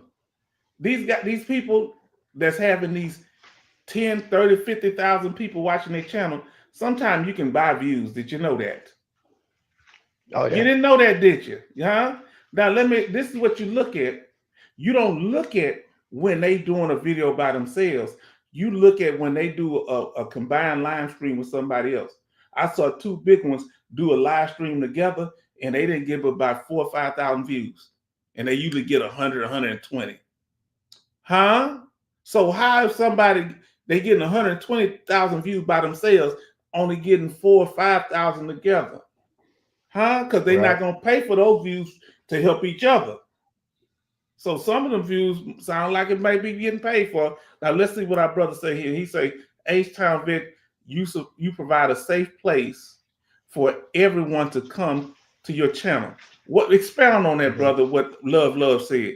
What kind of safe places? I'm running my mouth and talking crazy and talking about trolls and people eating off garbage cans. How in the world can this be a positive place to learn anything? Tonight's topic was PTSD triggers. How can you learn something talking about such negative things? Talk to me, brother. I say that you're the counselor that people always wanted. That's all I got to say, brother. You know, you're the VSO that people always wanted to come and approach on the days that are on. You know, not a lot of people can come up to people like that. You know, and with your personality, and that's the thing, because you came from the struggle. You know, most of us didn't come from a privileged family, and some Hey, did, I gotta and come that's out the good for you. screen for a minute. For some reason, H-Town getting a little emotional, so keep talking, bro. No, it's all good. You know, it's the you a truth. big old Negro crying. Hold on. No. Go You ahead, know, man. yeah, most of us, you know, don't come from a privileged family, and we all come from the struggle. You know, we went to the military because we want to better ourselves in life. We did our duty, you know, our obligation. We come out and we're left out in the street. You know, no information, no nothing. Sometimes that's what happens. It happened to me. I can speak for a lot of veterans. It happened to them. You know, and you too. I know you mentioned it before that it happened to you, H-Town, and to look out and reach out to people, it's really hard to do so, and to look out for resources, it's really hard. So when you have now platforms now, because you know now we're getting innovative, not like before, we have YouTube, we have all this stuff, resources, and you're out there doing it in the spotlight and giving that information. It's a light out of the tunnel, right? And you guys have to take advantage of it. You know, you guys got to take care of OH Town, just like I'm trying to do. You know what I mean? Because you know, in the future, you know, like I said, that's what it's all about. It's all about information, you know, and this is why the channel should be growing more. And like I said, you're very underrated, brother. You know, you got to go and I hope you get much more views to come. You know, it's going to be a blessing. You know, with the kind heart that you have, man, you deserve a lot more than where you're at. You know. Look what he say. He said, except keep the ladies away from H-Town. Because there was a pretty woman on there, a pretty brown-skinned woman on there tonight on the video I showed. And I said, yeah, I might end up busting her home up. Nah, I'm just joking. I ain't gonna bust nobody home up. Now, but brother, I appreciate you. If you have any final statements or something that you want to say, because I'll be asking questions as long as you can do it. What do you want to say to the family? Yeah, just keep stay in tune, just like I'm staying in tune as much as I can. I know we all have busy schedules, you know, but just stay in tune with the H-Town, support his channel, you know, and watch it grow. Just like a flower, watch it grow, you know, and it's for the better, you know, and I'm glad you guys are there to support it, just like I'm trying to support it. And like I said, be transparent as possible. This is the place to do it. And if you have any questions or any concerns, you email them on the side if you can't reach out to them in the comment section. And if you want something to post it out in the future, like I have done before, he'll do it. You know, he'll listen to the people. He'll listen to you. He's not like the other YouTube channels that won't listen to you. If you reach out to him in email, more than likely you're going to get back a response. And if you have any questions about what should be posted on the next channel, do so, and he'll post out more information out there. Just try to get more views just to try to help him get more views for his channel and get more subscribers. I think that's what happens. That's what needs to be done. Hold on. I got these people putting such powerful stuff. They trying to make me cry up in here. It's just something in my eye. I ain't crying. I'm a soldier. I don't know what y'all talking about. You know You, what you I'm got a saying? speck of dust? You got a Yeah, speck of what dust each happened time? in the 3rd grade when I gave the girl a Valentine's Day card and she dropped it in the water just splashed in her face. I wasn't crying. Now Yeah. listen, I want you to answer these powerful statements. Betty Bops, she says H-Town always give information that no one talks about. Can you give a few Yeah. examples of that? If it's information that I give, because I don't really watch other people's channel. Do you have anything? Let us know when you gotta go. Oh no, it's all good. Yeah. No, like I said, a perfect example. The benefits that you get when you get 100% PNT. How many 100% are out there? What to look out for once you get the 100%. Be aware of. Wow. How to Just protect your that. 100%. Yeah. How to protect your 100%. What are the pros and cons of the VA? What are they doing to better soldiers or not soldiers, I'm sorry, but service members? What Yes. should they do more? Nobody really talks about that. They don't want to get political, and with your channel, you're, like I said, you're transparent in all avenues, and you approach it differently because you're here for the better. You're not here for anything else with any organization, the organization is for us. That's the whole purpose. That's why they make their money through us, and that's why you have to take advantage of it. Take advantage of it because that's what you need to be. That's what you guys deserve, and that's why you're here in the channel for a reason. Okay, so look at what the brother say here. I'm gonna get this one. He say people enjoy sharing here. For some reason, our brother here enjoys sharing. Our brother Dollface Soldier. Now look, our brother say. Now listen, this is powerful. Have any of you veterans ever felt like this? Listen to what brother Charleston Zimmerman says. And brother Charleston, your personality is so much like mine. That's why when we have a good heart, that's why the trolls try to come at you. They try to buddy up to you because they know you got a good heart. Now listen to what the brother say. He say, my family never wanted to hear my service experience or PTSD. Brother, did I say, who struggled with trying to, your family not wanting to hear or not being able to relate? What was the issue? Did you run into any of that, my brother? They not even want to hear when you got back, or they just couldn't relate to what you were saying? As far Are as you talking about your to me experiences in the military, yes. Yeah. So yeah, for sure, brother. There's been a lot of, I get asked these questions, right? And I'm just gonna, keep it real right here. And I know a lot of veterans pretty much experienced it. When you go deploy, you come back, the first thing they tell you is, did you ever kill anybody over there? Who asked you something dumb like that? Right. Did you kill people over there, man? Have you done this and have you done that? I mean, stuff that, or have you experienced, stuff that it's personal, right? A lot of people, some people could do it and say it. A lot of people don't want to talk about that, just like myself. So it's hard to kind of relate to people that haven't experienced it. And that's why this channel is about, is to be transparent in that way. There's a lot of things that you don't want to talk about either, but we all went through certain similar situations that you must have probably gone to as well, Yeah. and we could learn off another individual, Look, like some I people. told you, Exactly. My cousin, he was in Vietnam, but he didn't get his injury until he was back here driving from back to Fort Hood in a car with his friend, and friend was driving and he died. And my cousin's still alive. He survived Vietnam, but he got his trauma stateside. Yeah. Or a lot of times, like myself, man, I love PT at the time when I was younger. I felt, you feel indestructible when you're in pretty much an adolescent mindset, and you're young and you don't think nothing's going to happen to you. And all those injuries that you required build up through time. You may not feel it when you're 19, 20, 25, but when you start getting to your 30s and even starting in your 40s, you're going to start feeling it, and all that is a reflection of what you've gone through. And you have to, and that's why you have to be aware of your issues and your problems, because it's a buildup. It's not like immediate. It comes in time. And no, it overwhelms you, just like the triggers. Yeah, it does. These triggers build up. Now, Right. I want to ask you this here. Why does word keep coming up? This is a good one here. He say people can relate to you, H-Town. You're not arrogant. Y'all can tell when people are arrogant. Sometimes it takes me a while. So how you know I'm not arrogant? I run my mouth a lot. Right. I talk about my channel. I'm the H-Town vet. Well, let me give you an example, just for you to take the time to answer my call, brother, or anybody that's interested in, and it's not just me. I mean, you guys be free to go and call H-Town. He'll answer.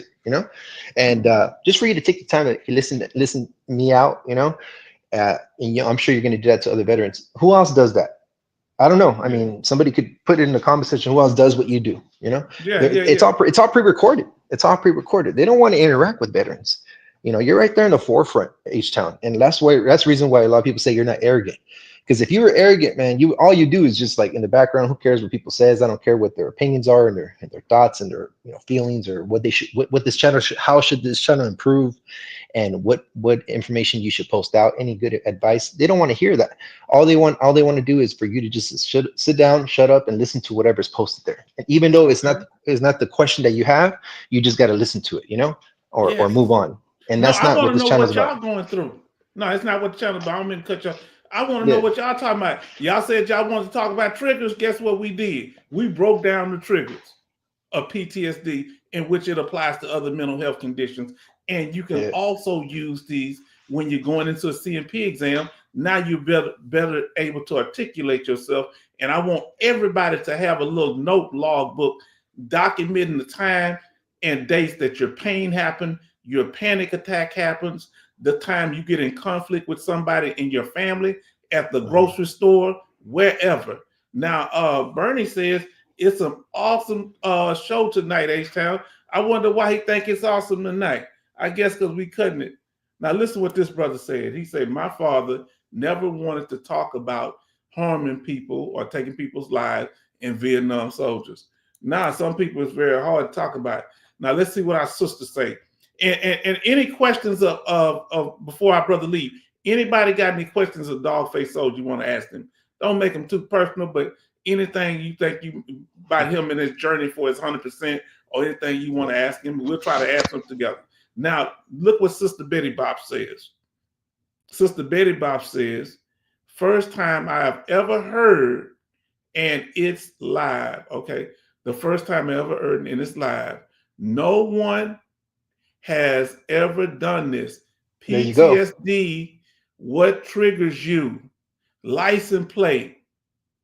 You are so pleasant. How can my big loud mouth? And look, I'm gonna tell you something. Alaska Nice is sweet. Betty Bop's are sweet ladies, and so is I think what's our other sister, one of our other sisters. But they talking about somebody push them. They'll fight if they have to. I said, these are trained killers, female, women, listen. So let me see. Okay, it's time you don't have a bad attitude toward people, and you are real like helping people after wild people. I try to help everybody. Now that's powerful what our sisters say. What you think about what our sister, and we appreciate your statement too, our brother, for the encouragement. What do you think about these type of things? She put it in parentheses, specifically about license plate, specifically about PTSD triggers. Why do you think subjects like these are needed, my brother? Because of the fact that they're so painful, and it's kind of a bummer to talk about and to express. Because I actually asked, how were you affected? Look who here, our sister in the house. And sister, either email or let us know how you think everything went with your exam. But go ahead. No, yeah, perfect example. Just like you said. Well, let me put an example too as well. When you covered the license plate and how people are getting caught up in that situation because there's no handicap. I don't think I've seen that have been posted out with other people, but you have, and you put references and videos about that.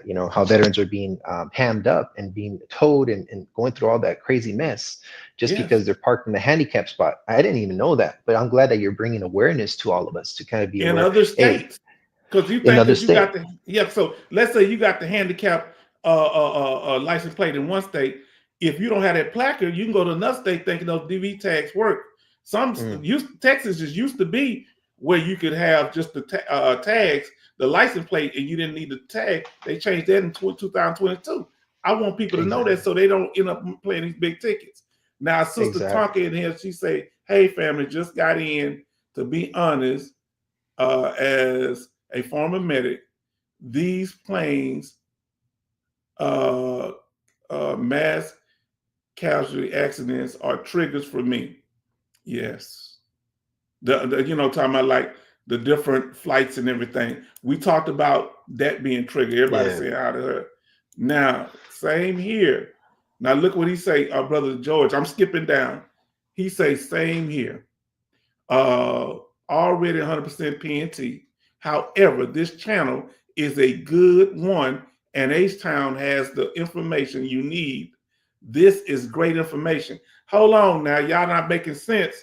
You 100% permanent total. We got brother here, Dogface Soldier, 100% permanent total.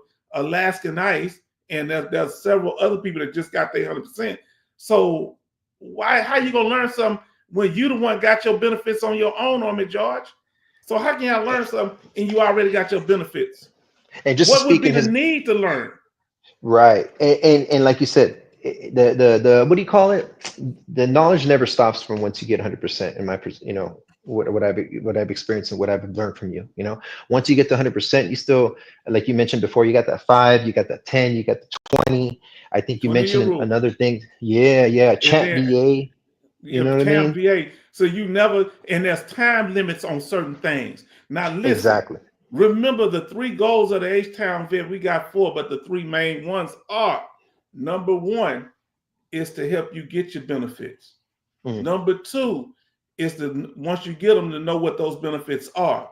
Number 3, protect the benefits, protect the benefits, protect the benefits. So none of you that are 100% permanent total should ever stop coming here, because we need the knowledge that you gain to get your benefits to help somebody else with theirs, so you won't be sitting at home paranoid all day thinking somebody taking yours, because you'll be actively working to help other people get theirs, so you'll have the confidence to face that VA if they come at you, because you're going to have a H-Town vet community to back you up. Huh? Boy, I should have been a bootleg preacher. Somebody And passed the collection plate. Go ahead. And just want to add another thing too. Policies always change, right? And that's another thing that people need to be aware of. Just because you got your 100%, you're gonna, we're gonna have to find out that policies change, and heaven forbid nothing happens with our situation, right? But you're always bringing awareness to all of us and giving us that information. Whatever happens, with the Senate, whatever happens with anything that's passed down, you put it out there first. You're in the forefront for that, and that's why we're up and always keeping notice of what's going on whenever you Do put I try something to up there live. do I try to and I want you to be honest, you got to be honest with me, because everybody been honest with me here. Do I try to skew you to think a certain way about the VA? Do I try to skew you to think a certain way about veterans or anything like that? Not at all. As a matter of fact, you're out there, you're out there telling the people, you know what, the VA, go and do your claim through the VA, but do it with the knowledge that you're getting through your channel, right? There's Be nothing wrong with what's informed. going. And be informed, exactly. The tools, so nothing bad, and that's my opinion too. Like, I have nothing bad against the VA, but there is things that we have to be aware of, because some people are being treated unjustly, and not a lot of people talk about that. So it's the ins and outs of what's going on, and that's why we're going through this journey with you, and a lot of people, the newcomers, are going to be catching up through this as well. Everything that you're posting out there, it's good to be aware, because it doesn't stop once you get 100%. It just keeps going from there. And keep going, because you're going to get special monthly compensation. You can keep going because you're going to get for special monthly compensation, the PACT Act. You're going to get a caregiver when it's needed. We keep going because you're going to help somebody do the same thing. And brother, so what you're saying is right. I forgot what my question was going to be, but you are on point. Now, so where do you see as far as what are some of the things you think we should cover going forward? What are some of the topics that you are interested in? And that's for you, family. Let us know in the chat. We went over triggers. What else do y'all want to talk about? And H-Town Vet gonna get some of the top suggestions, and we gonna go over them, just like y'all kept mentioning PTSD triggers. Did not give it to you. Go ahead. I think the best idea to do so as well for the community is to do a poll. I don't know how if you ever could do that one of these days, for like a poll and put I'm out. gonna do a poll. Yeah, and then everybody will vote, and then the unanimous vote is going to be towards that topic. So Well, I think first that's I the go, best way. because it might be a lot of topics. I want Yeah, y'all to give me some ideas, and then we'll take the ones that I see the most, and we're gonna do the top ones, and we're gonna rate them like that. So give us some suggestions, because I want y'all to come up with yeah. anything else. Do y'all want to do? We went over the claim process. Do you want to do it with a mental health condition? It's kind of confusing now because they changed the law. Do you want to talk about what in particular? What irks you? Do you want to? Would y'all want to talk about Champ VA? Because that's one I Right. need to be doing coming up. I got a Also, thumbnail also, for it. also change in policies. I heard that there's going to be changes in 2025, and the people that are barely submitting their forms, they got to do it as soon as possible, because there's like an effective date that that 2025 policies are going to be effective in, and it's going to change the rating scale. So maybe the rating Okay. scale that's coming up for people that are below 100%, maybe that's another Okay. good Well, let information. me write that down. So we're gonna do the one. We're gonna do one on the changes for 2025 with we talked about one on PTSD. Right. You know, there's no longer no 0%, but the way they rating the rating scale is gonna be hard. And the other things they're doing with sleep apnea. I guess we can go over that. The changes. 2000. Tell me more. Yeah, that. Well, I think you covered Champ BA, your spouse. I think you know, when a person is retired, I don't know if we have some retirees, but I think they only qualify for their TRICARE. TRICARE. Right, and their spouse could qualify for TRICARE as well for retirees. I don't know if that's correct, or they only get Champ Yeah, BA. So I guess, yeah, now if they retired 20 credible years, they got to use TRICARE.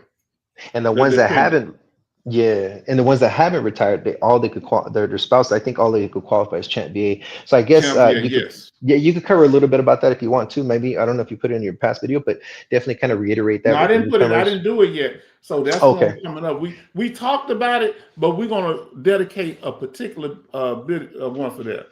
Look what That's a he good say. one. The Yeah. VA is riding to the core. You can't play with love ain't joking. Now, brother, I'm gonna let you make your final statement now. Thank you Yes, so sir. much.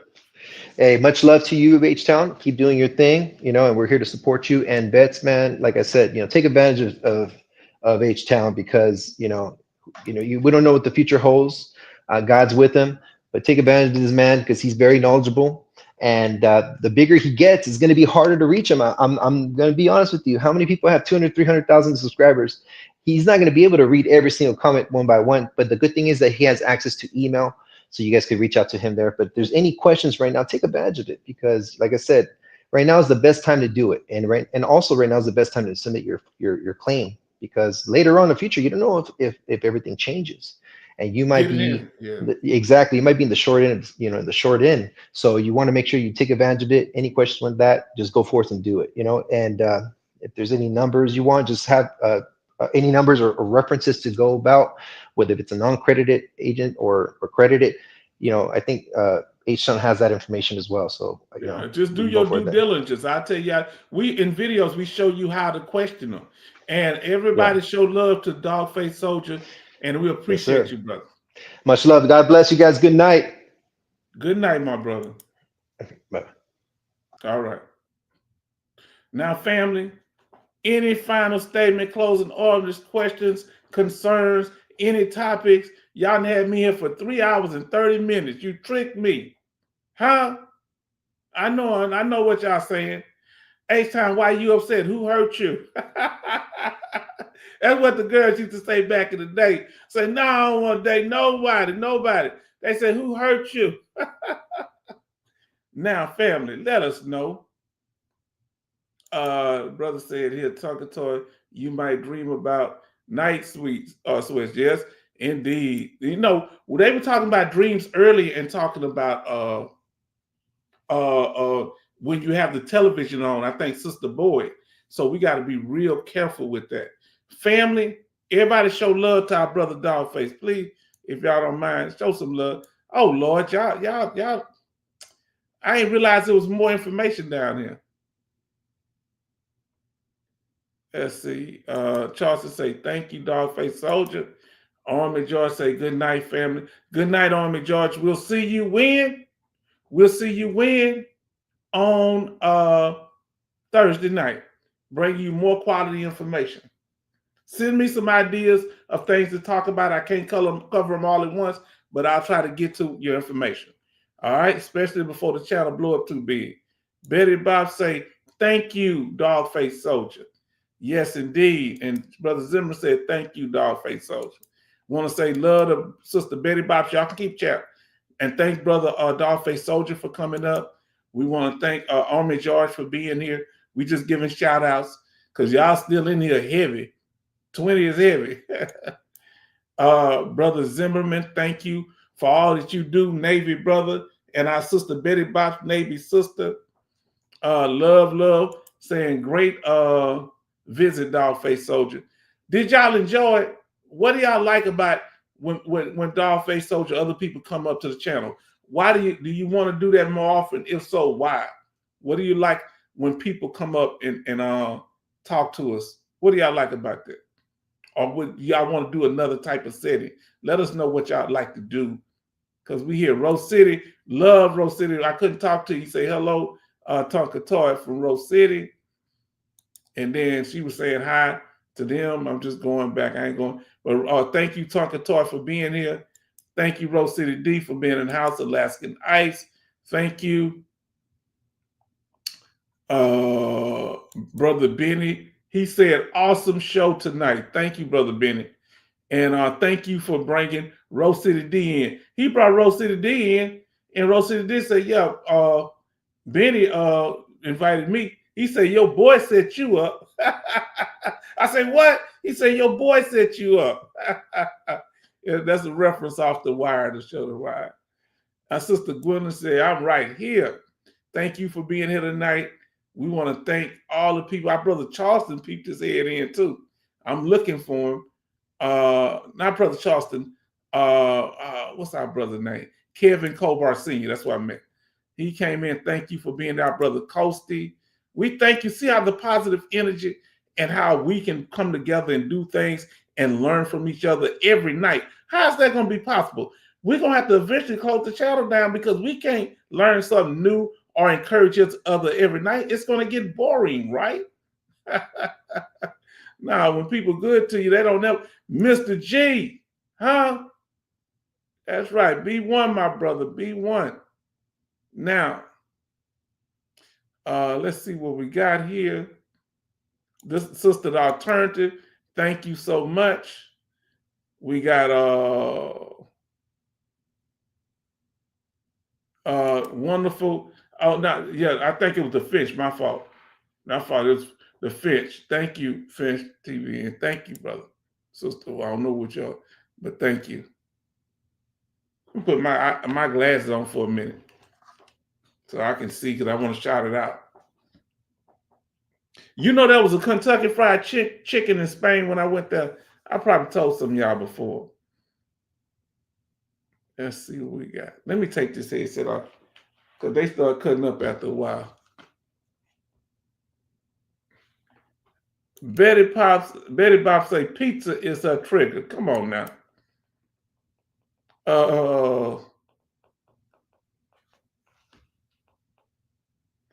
And let's see. Make sure I ain't missed nobody. Bionic Woman, thanks for my sister. I want you to do good and be in a comfortable spot dealing with your legs, sister. We pray for you. And I think I said Sister Gwen. Yes, indeed. Thank you for the love you've shown. And Major Boomer, the brothers told us, he say, you know, everything going on. Pray for Chaplain Davis and Major Boomer. They know each other. I think Major Boomer invited him in.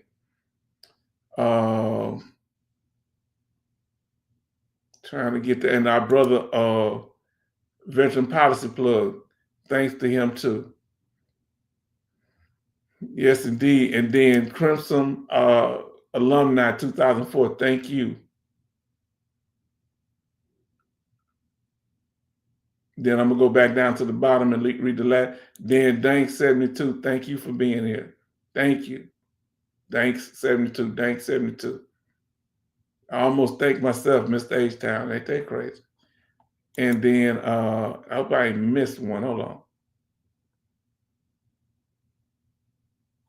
Mr. G, if I missed you, there you go. Thank you, Mr. G. And then Army George, of course. I think I did Coasty. We think we did Benny, yes. And Harold, thank you, USMC. Harold J. Indeed. Family, we did it tonight. We did it. Now say y'all last goodbyes and we're going to get ready to get out of here. Let me see what we got here. Okay, now. Okay, so let's see what our brothers and sisters want to talk. Oh, boy, y'all got a lot of information here. Y'all are energetic here. Y'all about this business. Y'all are about this business. Betty Bob say, thank you so much. Sage Town, thank you so much. Good night and enjoy. It tells me to keep going. Okay. Yes, indeed. Now, George Zimmer say Project 2025 is talking of reducing benefits. Okay, we'll find out what part talks about veteran benefits. We're going to get into that. I'm going to look for it, okay? If you got the information, send it to me, Brother Charleston. Retirement and Social Security, VA, disability. Oh, we definitely, if that's in there, we need to talk about it, whether they plan on doing it or not. The fact that it's on their mind. Betty Bob say, amazing show. No one has never asked about the triggers. Come on now. Now, Brother Love say, it's good to hear from other people's experiences with the real, honest talk from people that want to help. Yes, indeed. Now, the sister gonna come up with a topic we keep hitting on. We're gonna talk about this. This is sister. Y'all, anybody got any information on this here? Military S trauma, MST. We talk about it all the time, but we need to go break it down. We're gonna break how to apply for it, what to do to produce your evidence in different things. This is gonna be that with the firefighting thing that's taking a while. That's gonna be a lot because it's hard to find the information. But y'all sent me some. Say need the topic on military S trauma. Yes. Now, Alaska Knight say, thank you, Dogface Soldier. Good night, everyone. Good night to our sister. And then Love say, good night, Alaska Knights. And Baby Bob say, good evening, all. Now, family, we want to say good night to y'all. We appreciate you. We're going to pull the topic up for tonight, if that's all right. And we want to thank y'all for joining us, for being here. We want to see y'all. Please watch the videos in our video library, okay? Please watch the videos. And we're going to end with the topic of the night. Good night. Keep shouting out, everybody. And we thank y'all for joining us, family. We thank y'all for being here. Here from the bottom of my heart, the H-Town vet. This means a lot to me. I feel like I have purpose in my life. You understand? My baby just graduated. My other baby, my niece, the other daughter I have, she gonna be graduating, and they gonna be going out. You know, my aunt, she was mean about my aunt. So this they great aunt, because my aunt got jealous because I was doing so much for I do for her too before she passed, but I was doing so much, and she do for them too. That's what tripped me out. I do so much for my nieces, all my nieces and my daughter. I did a lot for all of them, even my sister. And she said, yeah, they gonna fall in love and they just gonna forget about you. I say, that's what I want to do, meet somebody and be happy. She said, if we go to the base, because we used to go to the base together, she said, you're not taking none of them kids. It's just gonna be me and you. I said, okay, auntie. But she spent more money on my daughter than I did. When we would go out places. Come on now. Now, Charles said, good night, all. Glad I was here. Now, that's what we want to leave. The experience. Did you hear what I said, family? The experience is important, not just the information. The fact that you went somewhere that you didn't feel like you were being talked down to, or like they was like, hey, hurry up and get out the way. I just want the view. I don't want to talk to you. I don't even like you. I don't even like the topic, but I want the money to come with it. Oh, Huh? Now, love, say good night, Mr. Zimmerman. H-Town. Well, family, thank y'all for joining us. We want to thank y'all for being here tonight. We're going to leave. This is a topic for tonight. And I hope we answered the question. What are the PTSD triggers? And have a good night.